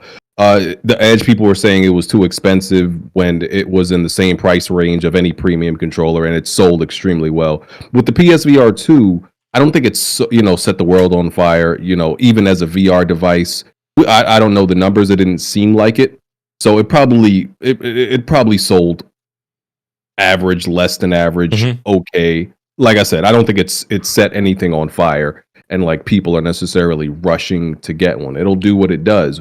What I do think about the PSVR 2 is, because I didn't buy the original one because I felt like the technology, specs weren't there, and yet I was still getting dizzy when I tried it out.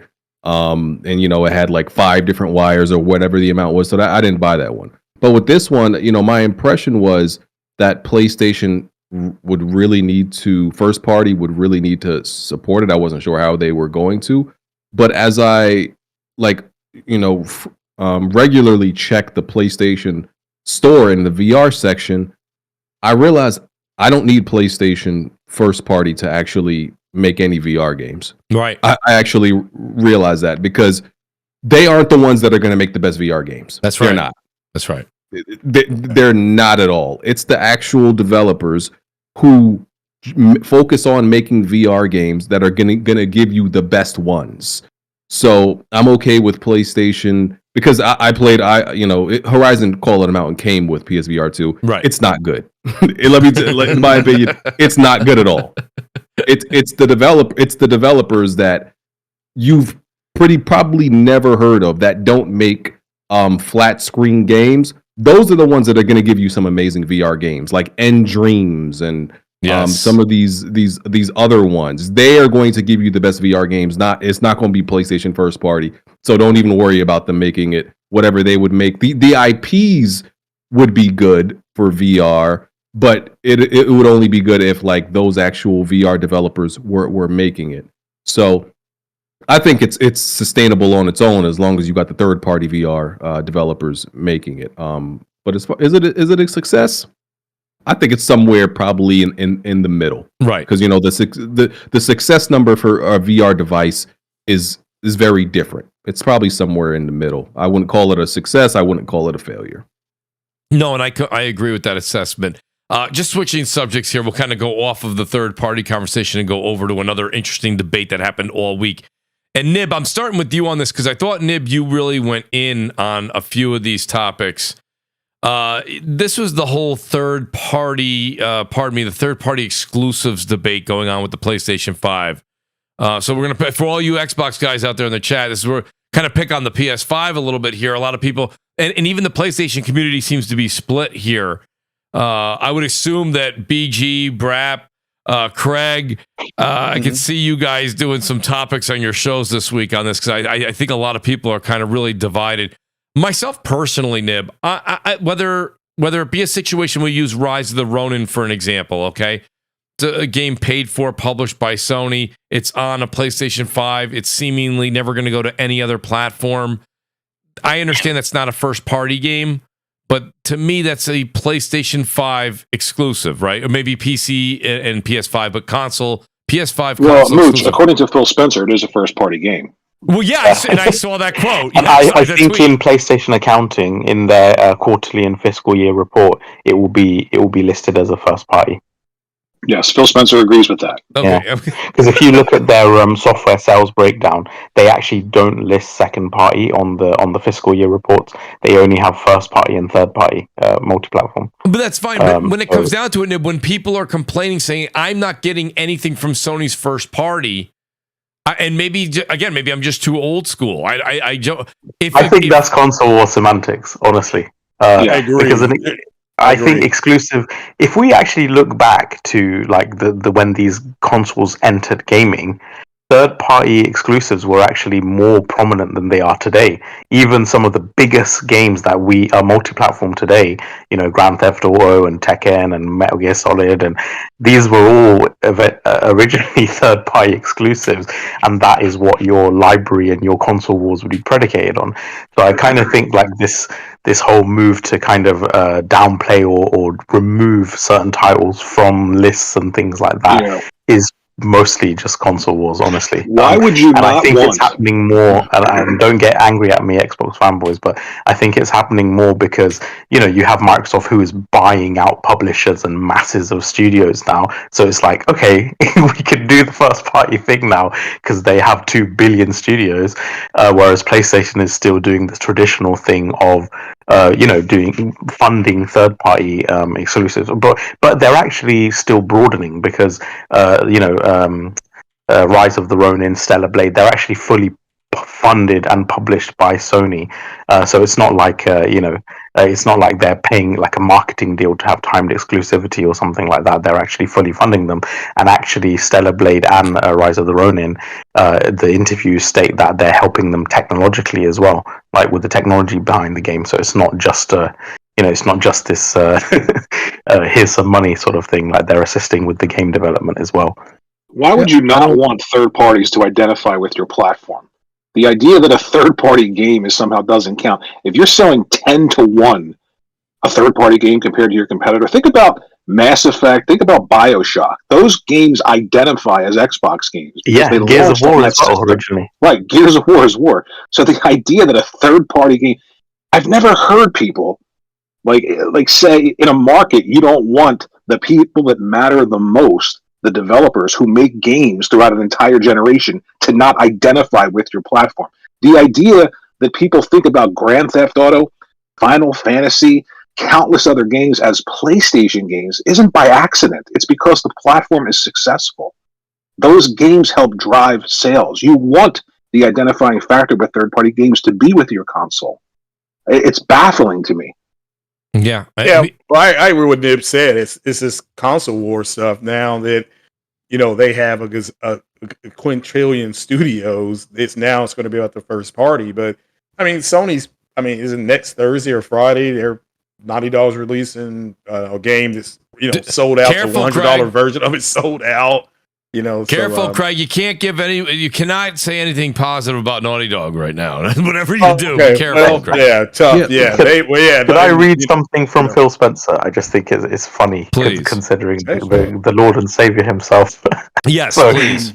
Yeah, so Halo Wars to me is a first-party game. It's our IP, obviously. We're funding the development of the game. Creative Assembly is obviously a Sega studio, so there's a partnership we're working on. Sometimes we're working on first-party games with our studios. Sometimes we're building first-party games like Quantum Break with third-party studios that want to stay independent. It's fine. I don't demand that everyone who works on a first-party game have a Microsoft card key. I don't think about it that way. If we're investing in the development of a game and it's something we have a long-term perspective on, I think of that as a first party. Exactly. Wow, there it is. I don't know. Like for me, I don't think it's people saying third party don't matter. From my perspective, it's people diminishing the importance of first party. Because PlayStation ultimately essentially released like one first party game last year, which was Spider-Man. Mm-hmm. Yes, it's to me and personally that's kind of unacceptable. But you mean but my thing exclusive? First party exclusive. Yeah, to me that's unacceptable. But my thing is, I give you one down year a generation, where that year maybe it just happens to be a year where there's not a lot of things ready to release in that year. It's a regroup year. It's a recoup year, get everything ready for next year. Right. But the next year, to me, can't be that again. Okay. Not that third-party exclusives aren't important, but that's not the main course. That's not the special. That's not the special. Treat that I want for the console. It comes from the first party. That's what makes the console special. So it does, to me, but that's not the reality, though. I mean, it's always look at the PlayStation 1. There were no first-party titles really on the PlayStation 1. PlayStation 2, Grand Theft Auto built the PlayStation 2. Identifying third-party games that are going to be good and tying them to your platform is essential. Of course, you have to make great first-party games, but you don't need 10 of them a year. That's the point. No. You have to identify really good third-party games and have gamers think about your platform. I think it's 3 a year. I think they're both. I think you're both right. I think you're both right. And you're right. Since from PS1, it wasn't like that. But from PS3 360 on, that changed. Yeah. Hold on. I think you're both right. And here's why. I understand what Broken Gamers HD is saying. And again, to me, this is subjective. Them having Stellar Blade, a game that they funded and now it's pretty much moved into a second party studio, and that game is coming out this year. Final Fantasy, I think Rebirth is coming out. Grand Blue or Grand Red, Grand Pink, whatever that game is, it's out or coming out. So Helldivers is coming out. These are games that, and according to the hack, I don't know why people keep calling it a leak. According to the hack documents, that studio, according to the hack, has been purchased by Sony. Just not announced yet. So, so I understand, but if people want to say, well, where's Haven's game? Where's Firewalker? I think that's legitimate as a consumer. I always say on my podcast, I'm a consumer first, so I understand that as well. However, I just don't want to hear those people saying games take 3 to 5 years in dev cycles, then get upset 2 years in. Well, where's this? Where's that? If they show you a demo, you're going to say it looks like trash. We just had that happen with the Spider-Man 2. They showed an early alpha play demo. Oh, it looks terrible. It looks trash. It's like, well, it's an alpha. So you ask for something, you get it, and then you attack it. So guess what? I wouldn't give you anything. So, so I agree with both of you. I mean, I can literally see, Sony did buy a ton of studios, Blue Point, multiple studios. They do need to. Well, it's be not able to even come out Craig. and It's show not. stuff. It's not even the ones that they bought. I mean, I kind of agree with you though, Craig. Is I do see both of their points. I think ultimately, as a consumer, if I have games, whether they're third party or first party, and I'm interested in them and I want to play them, like I do want to play Rise of the Ronin, I do want to play Stellar Blade, right? I do want to play Final Fantasy VII Rebirth. If they've gone out and made these deals, there is a justification there where I feel like my purchase is justified. But where BG comes from, and he's like, well, where's Sucker Punch? Where's Sony Santa Monica, where's the Cory Balrog game? What's going on right That's now? legit, and that's legit. And Santa Monica released DLC legit. that people seem to be really interested And in. I think, and I think just people need to be careful about relying on third party, because after the 360, and this is not necessarily the same case for PlayStation, the danger that Xbox ran into is essentially for the whole generation, they relied on third party. And then when they couldn't do that anymore, the next generation, they were like, fuck, what the hell do we do? We have nothing. That's a good point. Now, I agree. Yeah. Now, because they didn't have first party studios, PlayStation does. But still, like, random things happen. Like people like take the whole Activision Blizzard thing. Of course, a bunch of those games aren't going anywhere, at least right now. Call of Duty is still multi-plat. But people were saying the same thing, because I had the conversation a lot with where the multiplayer PlayStation games. They're not really investing in any. I was saying that during the PS4 generation. People said, shut up, there's Call of Duty. Okay. And then what happened? Microsoft went and bought that. And lucky for those people who told me, shut up, play Call of Duty, lucky for y'all, Microsoft decided we're not going to take away Call of Duty. But things happen, is my point, and that's dangerous to rely on third party. And maybe because I'm also a PC player, all those third-party games that are also on PC, I could play those already. I don't need a PlayStation for that. So for me, I look to PlayStation for the things I can't get nowhere else. Yeah, and I agree with that, because you said, I remember you said that on 60 Frames of Lag. Yeah, Sony got caught relying on third party. I think you're right. So, and I think you're both right. Sucker Punch, everybody wants a Ghost of Tsushima sequel. That's going to take time. Also, they're working on a TV show or a movie. They're actually helping doing that. So something else to think about. Traditionally, PlayStation launches with really good first party, and then in the middle of their life cycle, there's nothing but third party, and then towards the end, there's a lot of first party. That happened that's true PS3, too. that happened now. PS4. I actually think the first 4 years of this console generation, and in recent, at least for me, in recent memories, is the best that Sony's done. I mean, when you look at the entirety body of work, I mean, you look at said that, yeah. Demon Souls remake, Spider-Man, Miles Morales, Spider-Man 2. What was the Housemarque game? Returnal, which I think is BG. I did want to touch on something. The PS5 first 3 years are better than the PS3 and PS4. Some people think that's crazy because their nostalgia blinds them, but when you look at it, it's definitely been better. Just look, but even this year, which I see people BG saying, "Oh, it's a down year." I mean, there's still exclusive content that's coming, this year. I mean, we get Final Fantasy VII Rebirth, Helldivers, Rise of the Ronin. I forget there's some other games. Stellar Blade. Some smaller like indie titles that are coming. Phantom Zeroes. There's quite a few actually. Yeah. There's Concord, Lost Soul Aside, Silent Hill 2 remake. But I will say this, so some food for thought, and this goes back to the conversation around competition. I think when you don't have a strong competitor in the console space that Sony's in, yes, I do believe that there is a higher end console market based on specs. I know that's not a popular opinion to have, but when you don't have that competitor, and then your console is selling gangbusters, I mean, how much urgency are you going to have, right? And I'm not saying that's happening, that Sony's getting complacent, but it's just more food for thought. Like what's the rush if their platform is selling gangbusters right now? And there's I actually don't think they are being complacent. I actually think they're being super forward thinking, and I'll explain why.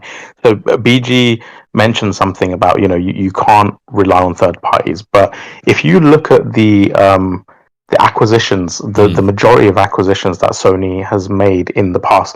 Ben, Naughty Dog, Incognito, Guerrilla Games, Zipper, Evolution, Media Molecule, Sucker Punch, Insomniac, Housemarque. These are all studios that were already making Sony published and owned IP games. So what PlayStation, their acquisition is a bit more frugal and cost effective, right? So it's like, we're publishing games with these guys, let's feel out the talent, and if they produce something good, we'll acquire them later, because they're going to be cheap because they don't own the IP, that they're making, or the history is of working with us. So I think what they're doing with the China Hero project, with Korea, in Singapore, India, India, China. So what they're essentially doing is they're pooling the talent, and these new studios and whatever, they're working on Sony published titles. And I think what they'll do is, if there are successful projects in the midst of that, they will just acquire those studios for cheap, and those studios won't really be going elsewhere because they don't have a history of working with or partnership with anyone else. They literally were, in a way, discovered and nurtured by PlayStation, a bit like some of the studios that I've listed. So I think that's what they're going to do. I don't think they're going to sit on the laurels of third party alone. I think that it's just a process for them to, sort of feel out these third party studios before they do further acquisitions. Yeah, and I'll just simply add to what somebody had just said. I can't remember who said it, so I apologize. Sony does start with their product, then they go to third party, then you go to, they finish strong with their own first party. You can look at 2020 when it felt like Sony had a banner year, but realistically, Detroit Become Human came out. That wasn't a first party game. That was a third party deal, exclusive deal. Mm-hmm. Then you had Spider-Man, I think. Well, 2020. I'm missing with 2018. I'm sorry. That's right. Spider-Man came out, and that was an Insomniac game. That wasn't their game. So and then in 20, Ghost of Tsushima maybe came out, and the zombie game, they got on the motorcycle. Those are the first party games. So that's an excellent observation. But I also agree.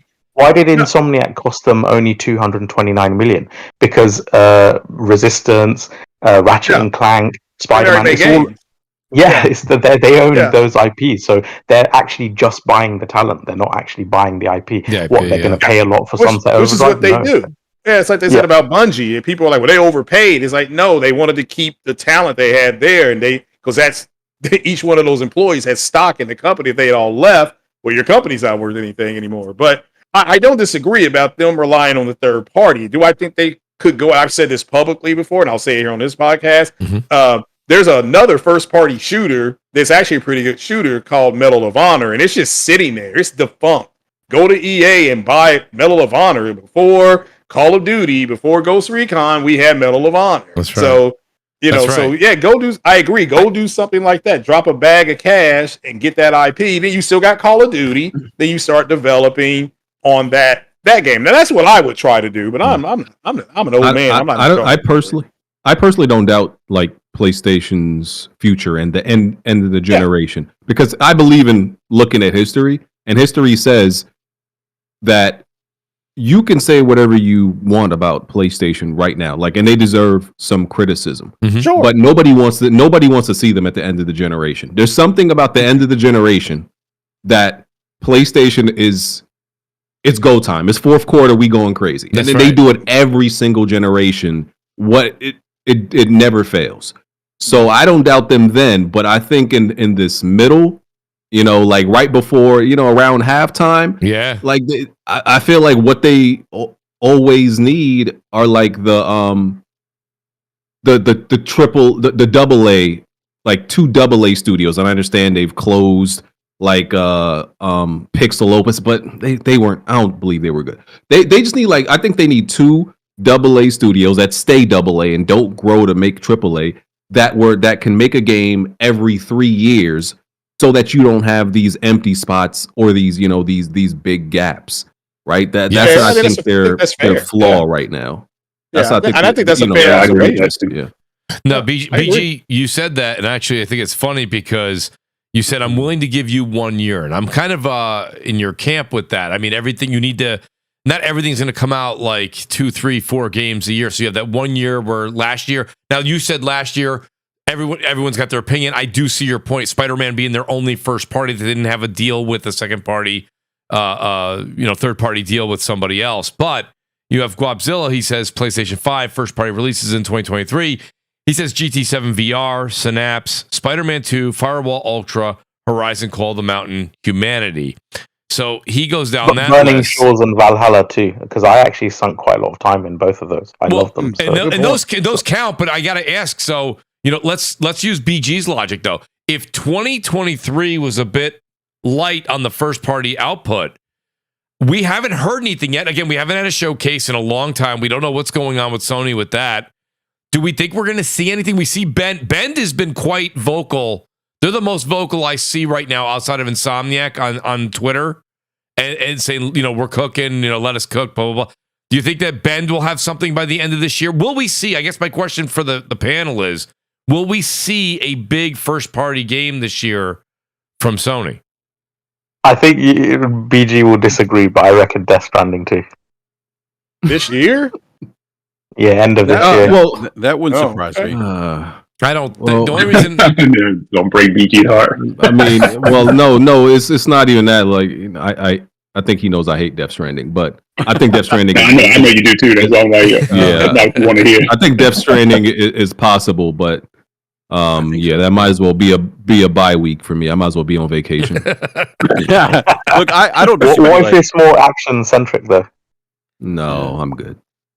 Yeah, that's why I think. That's why I think both these gentlemen are correct. I mean, that's something the late great Optimus Cole taught me was two things can be right at the same time. So yes, two states of being can coexist at the same time. Simultaneously. Yeah, so Optimus Code. Yeah. I agree that. Shout out to Code. Shout out to him. Shout out to his family.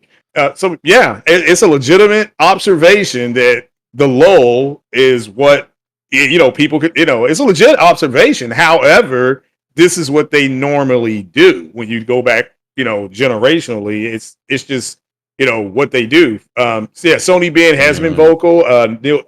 Naughty Dog was working on another game, so at least that's what they have said. So yeah, that's and there's plenty of stuff out that will be coming out second and third party. But again, so it's not like they don't have stuff to play. But I agree with the gentleman earlier who said it's just console war BS because now they have all these studios. It's like now we're going to start talking about first party studios. No different than when Senua was only on PlayStation. It was she was a bug-eyed girl with it as a walking simulator. But as soon as she comes to Xbox, it's the greatest thing ever. So it is what it is. But no, I don't disagree with the console war. Like I think some of it, part of it is like console war, but I also think that there's fans that are just generally disappointed that they haven't maybe heard from PlayStation on a regular, maybe on the cadence they may be used to hearing them from. Great example, the cadence where that's a great example, Brad. Yeah, I agree. So and I get that. Like there's part of me that's like, I wish they'd have some kind of event. They've been awfully quiet, but like part of me understands like there's a business reality to this that like if they're selling. Their hardware selling gangbusters, their software selling well, they're going to do things at their own pace. And I can understand the frustration by gamers who are just excited for their to see what they have cooking and potential roadmap. But I think until it impacts the business negatively, they're probably not going to put their foot on the gas pedal, and they're not going to show anything until they're ready to show something. And well, see, Brad, with that, but like people have to you have to live in two different worlds. If you're going to be on Twitter, X, whatever you want to call it. Then you understand that day to day, people want to hear, they want the roadmap, they want to know what's said, right? But again, outside of that, people don't give a shit. No, they don't. Straight up. Like, like any of my friends and family who are gamers outside of this thing, I have not had anybody hit me up and be like, the hell, man, somebody ain't saying shit. They're playing the game, they're doing their thing. That's right. I have to. That's not, and I know people will say that sounds like an excuse, man. That's not an excuse. It's just, again, reality. It's the reality of where things are. Yeah, they need to say something, but I don't say they need to. We want them to because they keep the conversation going. That keeps podcast fed. That keeps YouTube going. That keeps the social media conversation pull away social media, and what does it really mean? I mean, there's still plenty of things to play. That is true. I mean, like I haven't even played Valhalla, and I love God of War Ragnarok, but I'm like 350 hours into Baldur's Gate 3. Oh, and there's nothing else I want to play right now. It's a problem. Like I just rolled credits the second time. I'm like, okay, I might do a third run.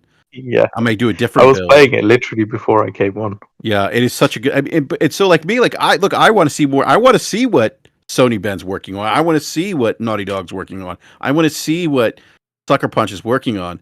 But I've been so distracted by Baldur's Gate 3. I'm like, I'm good for right now.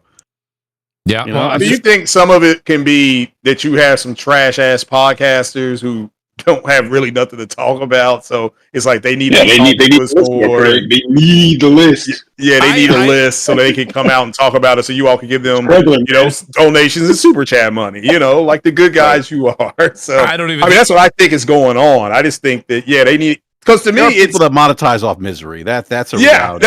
That's great term there. And because to me, what do you call them? BG engagement farmers. Engagement farmers. Who did you call out? Yeah. Who did you call out on Twitter for that? Someone recently. Oh man, I've called a lot of people engagement merchants. That's Rhino. There's that Rhino guy. There's like four of them in the big league, engagement merchant league. I can't remember. Well, see, it's BG, big league. You said something. You said something earlier. You said PlayStation always finish strong, right? And it's interesting because I just made this tweet the other day, and I was looking into it, and I was like, oh, why did the 360 drop off so much and have such a bad start with the Xbox One? It can't just have been the PR, because most casual gamers aren't really even in touch with that. And I think more so what it was the release cadence towards the end of the generation versus PS3, right? So these are the games that PlayStation released in the PS3 gen in the last 2 years, of the gen. Uncharted 3, Little Big Planet 2, Killzone 3, Infamous 2, Resistance 3, Ratchet & Clank, MotorStorm Apocalypse, God of War Ascension, GT6, Beyond Two Souls, Ni no Kuni, Final Fantasy 14, and Last of Us, just in the last 2 years.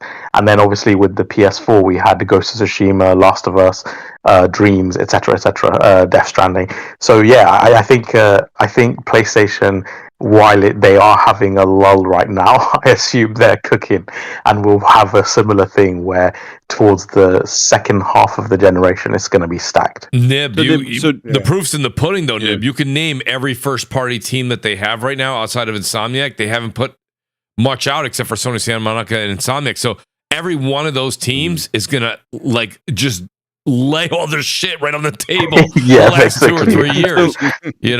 So Nib, that's an interesting, I guess, theory. I don't know not theory, because the PlayStation 4, PlayStation 3, you're right. But I guess what you're saying is they may be saving that cadence of back-to-back AAA games, first-party games towards the latter part, so that when this console gen wraps up, people are excited. Yes. Get into the PlayStation 6 because, oh my God, I just played, exactly. Whatever, Ben Studios do. You end on a high note. It's like the dessert. You end on a high note. It's like, oh, I'm hyped. I gotta, get the next fresh. It's almost like recency bias. Yeah. Yeah, anything's better than them stripping and stunting for super chat money on their podcast. I mean, so I hope Sony can give them something. But at the end of the day, personally, I think it is I think what Brad said is, I agree with that. The cadence that people got used to, these individuals are not doing that. They're doing things differently. It's a little more closer to the vest. So, I think there's a happy medium. It's a legitimate observation that Sony's not speaking about a whole lot, but it's also, if they're selling like this, they're outselling Microsoft 7-1 in some markets, 3-1 here, I think, in the United States. There is really no quote unquote pressure for them to come out and say a heck of a whole lot when everything they're doing is working. I mean, it's the old Nick Saban rule. You're going to run the ball down your throats until you stop us.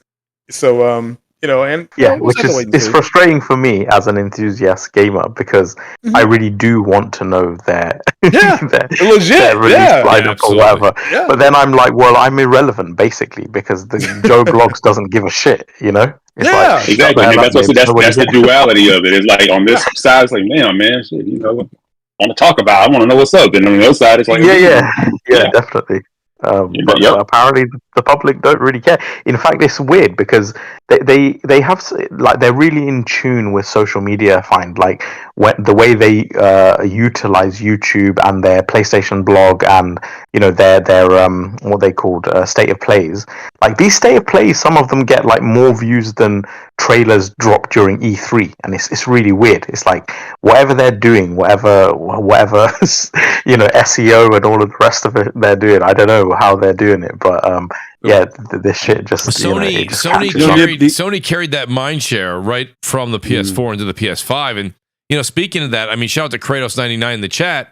He said it. We didn't talk about it, and I'm not going to say anybody on the panel. I myself like PS4. The PS5 Pro. Probably the worst kept rumors coming out probably the end of this year, right? I mean, that's all but said. I mean, everything that Tom Henderson called, everything from the Q Lite, which ended up being the Portal, to this is going to be something that ends up coming to fruition. So, I mean, and again, I understand that that's a niche product. I think the Pro is for a lot of people that listen to all of our shows, right? Or follow a lot of the gaming journalists, right? Agreed. So I mean, myself personally, I'm always there for the better hardware. I would upgrade. I think it also just makes financial sense. If you're going to continue down the path of PS5 to PS6, they're going to give you anywhere from $275 to $300 for your PS5. So even if it's Moochonomics right there. Moochonomics, 100%. You're going to get $250 out of pocket, and you upgrade. You get the latest and greatest. You're going to hopefully get better performance. I don't know if it's going to end up resulting in better, 4K versus dynamic, but hopefully a lot of games that are GPU intensive, we'll be able to take advantage of that, and we can get that 60 frames with a little bit better resolution. And then again, you get that upgrade again when you trade in the Pro for the 6. Whereas if you hold on to your 5, you might get 200 or 225, where you'll get 250, 300 for your. So you're always going to get that $50, $100 upgrade for having that Pro, and you get to benefit from the power that you're going into. Yeah. And if you're a PC gamer, I also see like. Everybody I know that's on PC, even if they're not getting the 4090, they've upgraded from a 20 series to a 30, right? Or a 30, then they go to a 40. That's me. Right? I'm in that camp. Yeah, I'm usually like, right now I have a 3090 Ti. I'm behind the times. And then when the 50 comes out, maybe I'll go up to a 40. I'm always a little bit behind, but I'm upgrading. So I'm going to do the same thing with my consoles. Go ahead, Nib. See, the thing about the PS5 Pro, and I was going to mention this earlier when we were talking about the kind of niche products that Sony comes out with. I actually think they're great marketing tools, even for the people who aren't interested in them. And what I mean by it's going to sound really weird, I understand, but I'll clarify. So, VR2, Portal, Edge, PlayStation 5 Pro, like even if you're not buying them and you're just a regular consumer, what they tell you is they're still informing consumers that PlayStation is an evolving platform that's basically on the cutting edge of technology. Even if it's not something you're necessarily interested in, they're pushing these new experiential things, and that makes you feel good about the platform, right? Like, oh, PlayStation is pushing this and they're doing VR even when the other people aren't doing VR. So there's something about that, like they're pushing things in a direction that necessarily the other competitors aren't. And I think that there's indirect marketing value to that, even if the product is niche and even if not all the consumers are buying it, because it still speaks to the ethos of the platform overall. That is very much, like I said, it's very Apple-esque. It's exactly what Apple does. Yeah, 100%. Yeah. I think the Pro is. I'm always pros. Because even though it speaks to a niche, I think there was it might have been I don't know if it was confirmed, but I think they said it was about 15 million or close to that PlayStation 4 Pros that were actually sold. That might have came from that might have came from the hack, which is about 10%. People thought it would be 10%, which to me that's not bad, because that demographic that it caters to, I think that demographic is still significant and it matters. And I was, I think it was last year when the Pro rumors first started, a lot of people were negative about it, and people. You got it's Pro consoles are all about the future. They're never about the time when you hear about it. That's right. So people could only think about then. I'm like, y'all are not thinking about 2025 when there's already some games that are showing that they have some vulnerabilities. Like Final Fantasy 16, it's 60 frames in combat, but outside of combat, it's like in the 40s. Even Immortals of Avium like dropped to like 720p or something crazy. Like Hogwarts at sometimes it has some drop frames and things like that. So I'm like, y'all are thinking about the now. Pro consoles are never about the now. GTA is coming out in 2 years supposedly. Even if people speculate whether that's going to run at 60 frames even with the Pro. Regardless, the point is, the demanding games are going to come out towards the end of the generation, and you're going to want that option. That's right. Yeah. Even if you don't buy it, the option is good. Right. And I think Grand Theft Auto is going to be marketed by PlayStation. I think they're going to push a $89 to $99 standard edition. That's just my own little prediction that I like to put out there. I think Jim Ryan did already state that they've got the marketing rights to it, if I remember correctly. Okay. All right, very well. Yeah, that I didn't know. But yeah, I think all these people I think a lot of people are upset over things that they feel like they're being priced out of the market. So I think that's a lot of your consternation with a Pro. Because then the conversation turned into, well, we don't need that, and what that translates into is I don't have enough money to go buy this thing. So that's really what it translates into. So we don't need it. It's like, no, you don't have the ability to go buy it, even though it's not even been announced and it's just a rumor. So I just think a lot of people are pushing their own narrative on to everybody else. Everybody on this panel probably plays something different. And that's fine. That's what makes the panel really good, and that's what makes the gaming that we like to talk about so much fun to talk about. But I'm tired of people pushing their broke narrative on everybody. Not everybody is in the same situation, and I think 10 to 15% for a pro console would be fine. But again, that 10 to 15%, it just goes to what we were saying before with Sony's hardware. Whether it's the PSVR 2. Even if that does 10% of what total console sales are over the duration, I'm talking about the duration of the generation, not just now, not with the 50 million sold now. I'm saying, let's say just use an even round number. By the end of the generation, if they get to 100 million or something like that, 90 million, whatever, 10% of that, the Portal, which everybody said was going to be an absolute failure. BG already said it earlier. This has been sold out over and over again. It doesn't matter. Even if we use the excuse, well, maybe they made short supply. Well, this is now months after its release, and it's still releasing. You've got all these guys, Wario, and all these guys that are on Twitter. Hey, hurry up. PS Direct has it right now. Oh, it's gone. So even if they had short supply when it first came out, it's still selling out as quick as it goes in. Again, for $200, I'm not saying this is the greatest thing. It doesn't play games natively. I have one. It's good for exactly what it's advertised for. It's no more. It's no less. But again, I think that the Pro, again, being that 10, 15%, that totally fits the bill.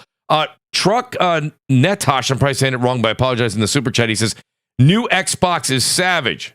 I wish I was watching the same Xbox he was. The Dev Direct, the day before the Last of Us 2 remastered launches, and also announced Pal World, Xbox exclusive, on the day that it launches. I do want to kind of get into that. So I do want to say, Truck, kind of move this into the next topic here, the Xbox Developer Direct real quick. Just so you guys know, you probably already know, Ninja Theory is going to show us another behind the scenes of how they, mocap, and hopefully they show some gameplay. They showed some in that, what we saw recently. I don't know, was that the Game Awards? I think we saw something or something like that.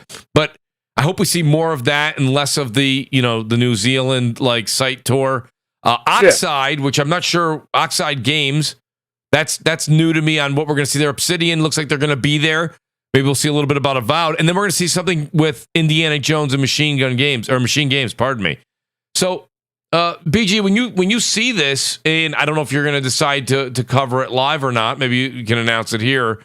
What do you think about the Direct? Is there anything there that pops out that you go, finally, that's what I've been wanting to see? Or are these 4 games or these 4 studios not exactly, turning the dial for you? I mean, even though there's been 4, it feels like 4 Hellblade trailers already, I'm still waiting to see combat. Me too. I'm still waiting. People could say that the last trailer showed combat.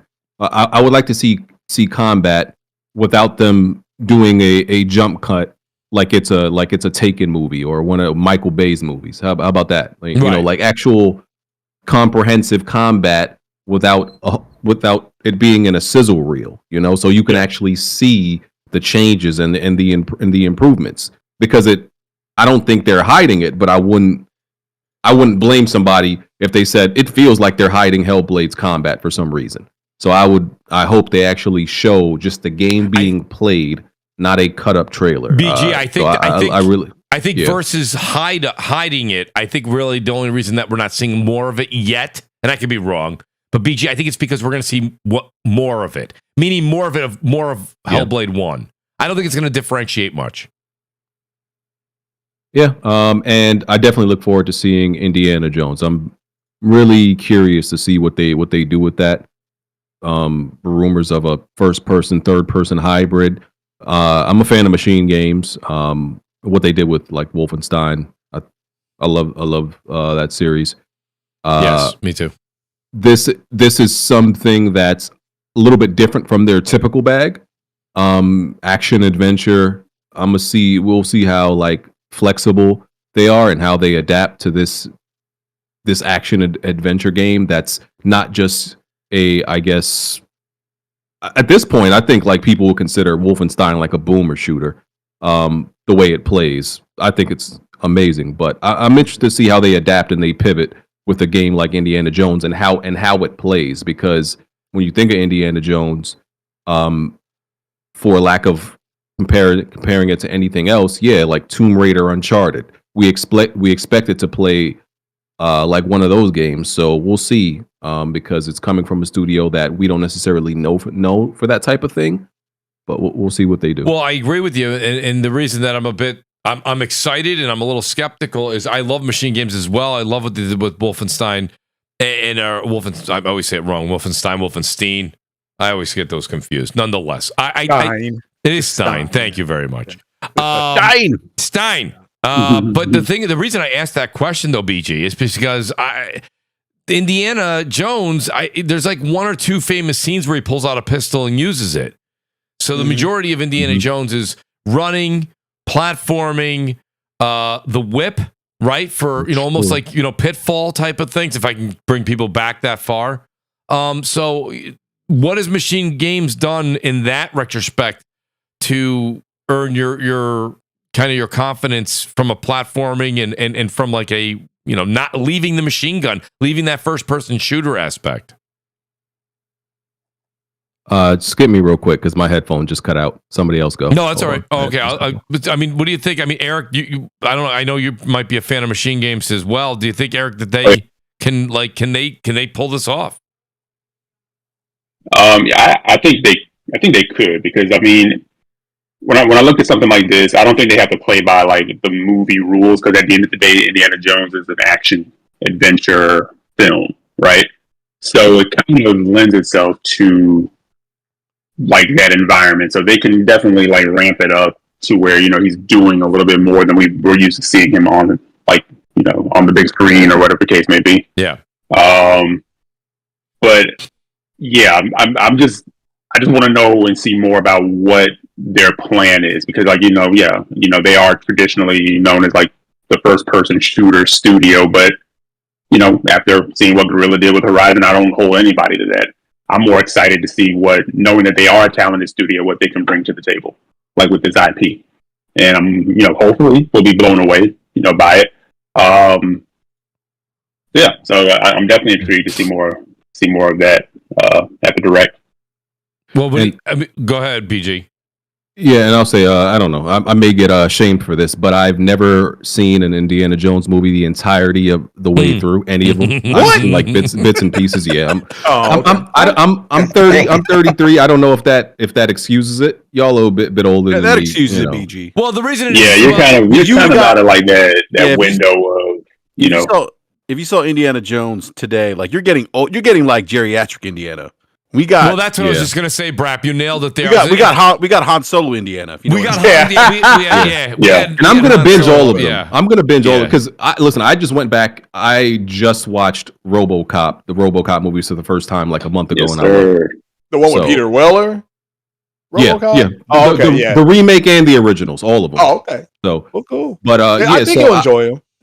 Yeah, it'll be interesting to see because, like you said, there's not a lot of gunplay in the movies, but I think they'll have to take that liberty and make it like that because I don't know what else the game, you know, the play cycle is going to be if there's not many weapons. If it's just can't be just the whip, it can't be just that, you know. Right. That's my whole thing. So Indiana Jones is because of the name, because of the mystery behind it, and the love for machine games.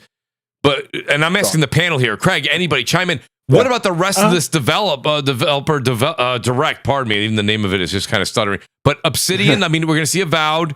The last time they showed Avowed was even Xbox fans were saying it was a little underwhelming. Right? They said it looked saturated. They didn't really like the color palette, right? Pillars of Eternity universe, sign me up. And it's Obsidian.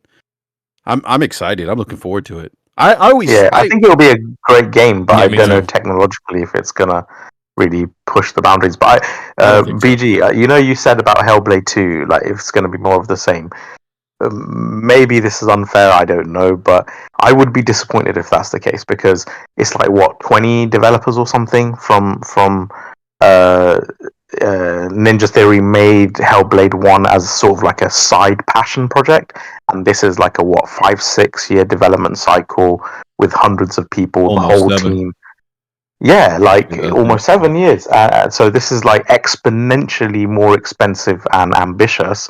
So surely it can't just be sort of like a prettied up version of more of the same. I would have thought it would have a lot more to it. Like I would be really surprised. Put too much pressure on it because the cycle that happens with Xbox is when one game it was Starfield last year. That's the savior. Now this year, some of them make the savior Hellblade. I don't want to do that, but when I think about the fact that there were games that came out the same year as Hellblade, and the sequels to those games came out 2 years ago. Yeah. So what you think about that is like, bro, I don't. It almost demands drastic change if you're gonna take that long. So I don't know. Yeah, no, Well, I'm excited. I'm excited for it. The direct. I want it to be good. I like kind of like BG. I want to see some combat with Hellblade. The Avowed game again. When people saw it was in alpha. So of course, they're just trying to give you a rough concept of what they're going for, and so to see a little more than that. And I hope they have a good show. I mean, we got that Thursday, I believe, and then Thursday night you can, if you're digitally, you can get The Last of Us remaster on your PlayStation if that's what you went with. So yeah, I think it's a good. I know my show Saturday morning next week is going to be fun. I have a lot to talk about. So yeah, I'm excited for it. Yeah. So shout out to Game of Persona. Shout out to Blaze 4K. He was here earlier too. Yeah, I mean, I don't know. What do you guys think about the whole? I'm looking forward. I see a lot of people in the chat are having. Everybody, all gamers have like short-term memory. I don't understand why everybody has short-term memory. Like everybody was saying, Avowed. The it didn't look that great at the presentation. Everyone's saying, "Oh no, it looked wonderful." I'm actually looking forward to Avowed. I think Obsidian is by far the shining star for me in all that was acquired by Microsoft. So I agree with that, Mooch. Yeah. I think this is set in the. They didn't do themselves any favors with the, that like, I don't know if it's CGI or in-engine. I actually don't even know to this day because I'm not sure they clarified. But they had that snippet ages ago where most of it was CGI. Then at the end they had this one scene where it was in gameplay camera, and he's like holding the sword, and it looked pretty realistic. The lighting was great. The shaders looked cool. And I think that's why, because people were comparing it to that, and it's like, oh, hold on, the final game, or at least the alpha or whatever, beta, whatever it was that they showed, was quite far removed from that. So they kind of did it to themselves almost. They said I think it's going to be amazing. Yeah, different aesthetic. Yeah, amazing. Yeah, yeah. I think I would expect it to be a good game. It's Obsidian, great pedigree. I always say that Obsidian Agreed, does yeah. Bethesda better than Bethesda does. Yeah. Yep. Yep. No, I mean, shout out to Viper XT with the super chat here. He says Machine Games is made up of Starbreeze developers who made the Riddick Escape from Butcher's Bay game. They have third-person non-shooter experience. Well, we're gonna find out, Viper. I do think that I think, but I have to kind of lean a little bit more towards what BG said, even though that's not what Indiana Jones is necessarily made to be with the gun. I think that you'll see a little bit more gunplay put in there just because what else are you going to do? I mean, unless it's a third-person platforming game with a lot of jumping and obstacles and running from that big ball that's chasing you so you don't get crushed. I'm not really sure where they're going to go with it, to be honest with you. I'm very intrigued. And we're supposed to see 10 minutes of gameplay, I believe. So, is that true? 10 minutes of gameplay? Am I saying that right? I thought I read that somewhere. So, I'm hoping I'm not talking out both sides. Anybody got any Nib? Usually you have you're like an Encyclopedia Britannica. For what? Sorry.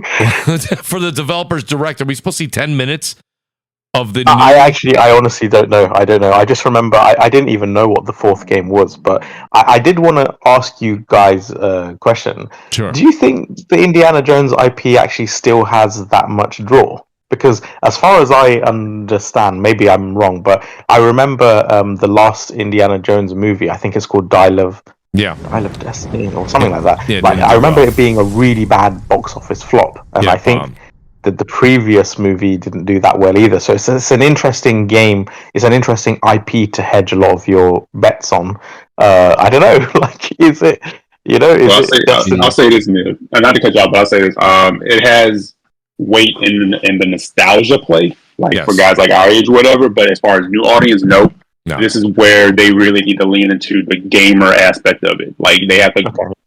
You can't do the prototype of Indiana Jones because that's not necessarily appealing to an audience, to a newer audience. So you really have to game it, gamify that, and make it exciting, and make it more fun, and make it more game.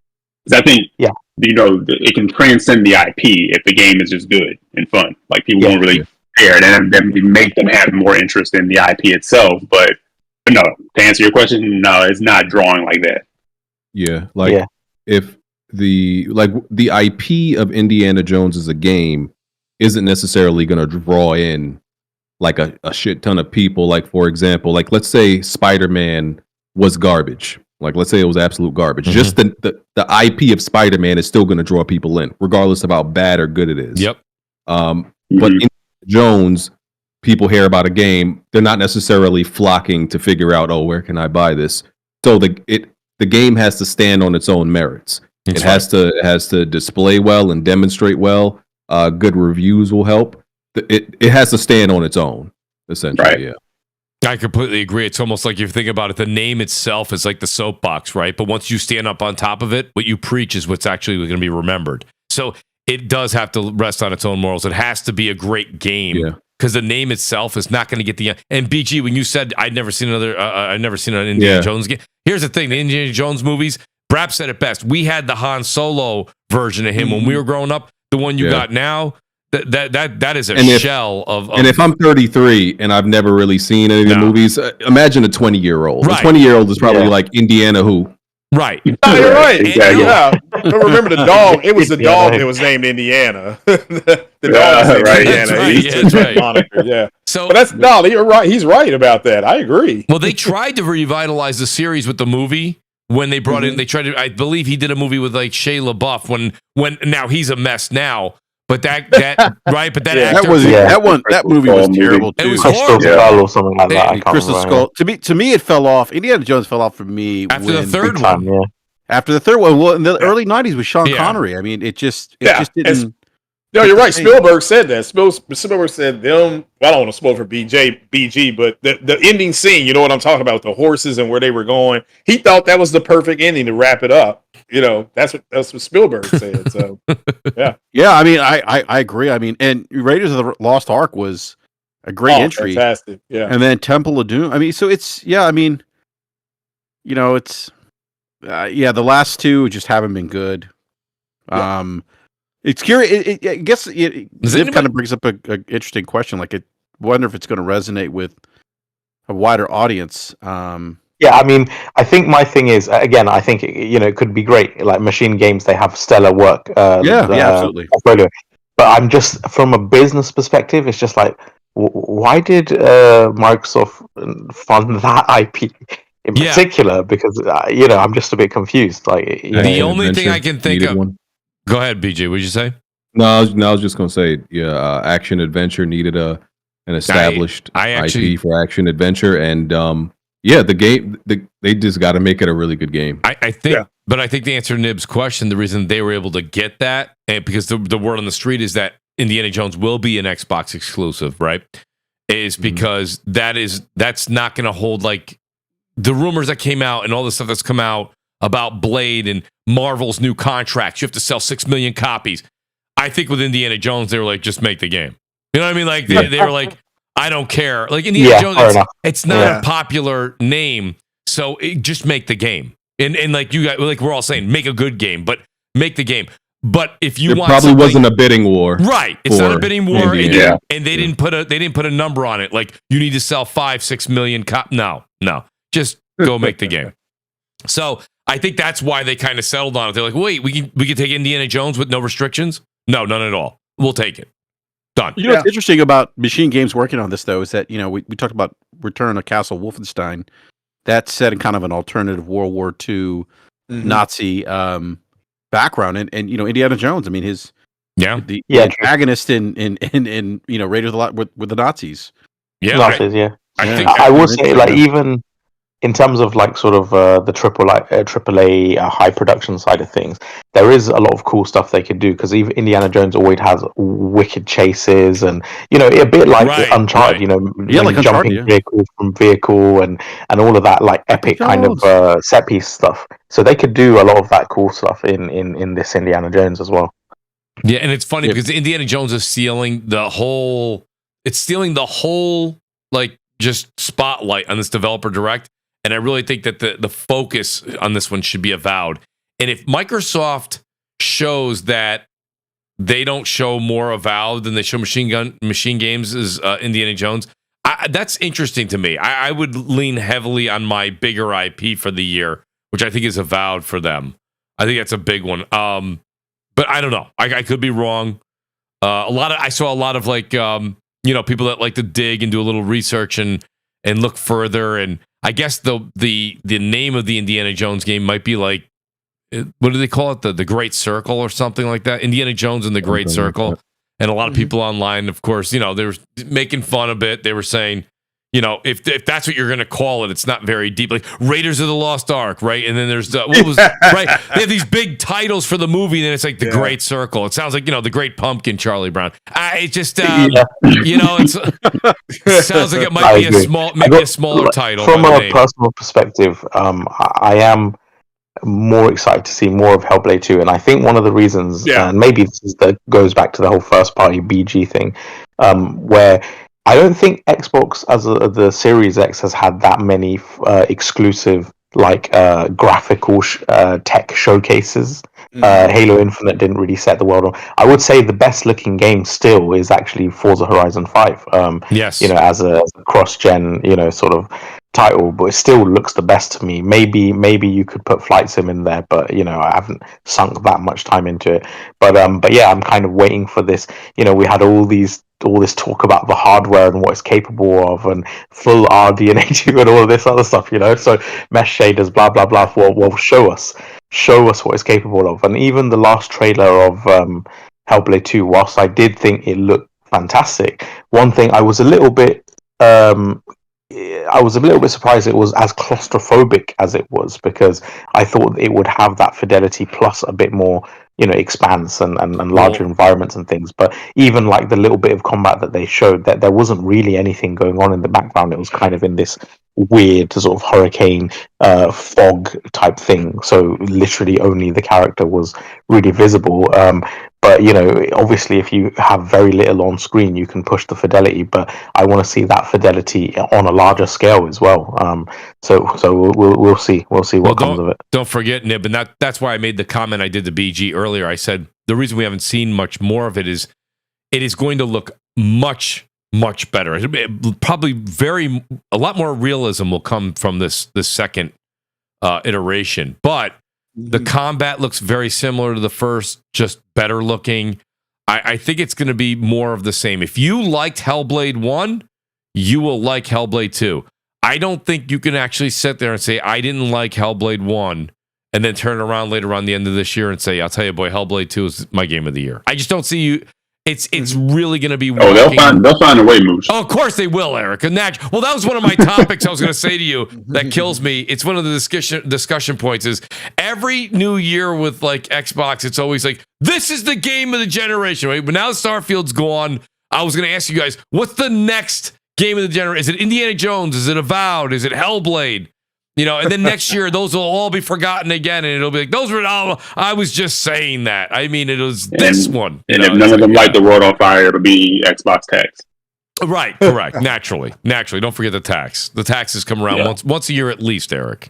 Okay? Yeah. Good point. So the fault never lies with the company itself. It's always everybody else's fault. It's always, it's a lot of schlep rocks over in that community. Also, it's the funny thing about like the platform wars, right?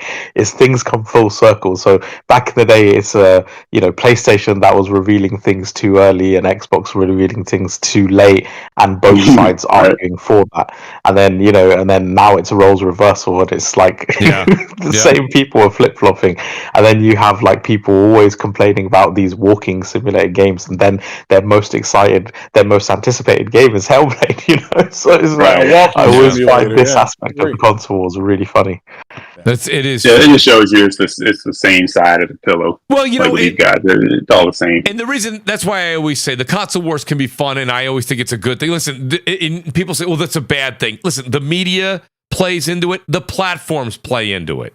Okay. Yeah. So they all do. So if you guys like the console wars, as long as you keep it clean, keep it fun, it's fine. It's really fine. And it's actually great for business for them. But it's the same thing in sports. The person that you hated last year was wearing a different shirt. Now they're wearing your shirt and you love them. You know what I mean? Yeah. It's the same thing in sports. It makes sense. You know what I mean? It doesn't matter. It's just, but it's okay. It's all good. You should be like, it's good to give that little bit of a jab here and there and take some jabs. It's always good like that. So I think the console wars, I've always said, it's been around since the Nintendo Sega generation. I mean, it's old. Yeah, I agree. Yeah, even before. This isn't new. I will say, final thing about the Direct, there needs to be release dates. Give us release dates, please. Otherwise, I'm not even confident this stuff is even going to release. Like by now we should have release dates. I think if they are locked in for 2024, give us something more specific.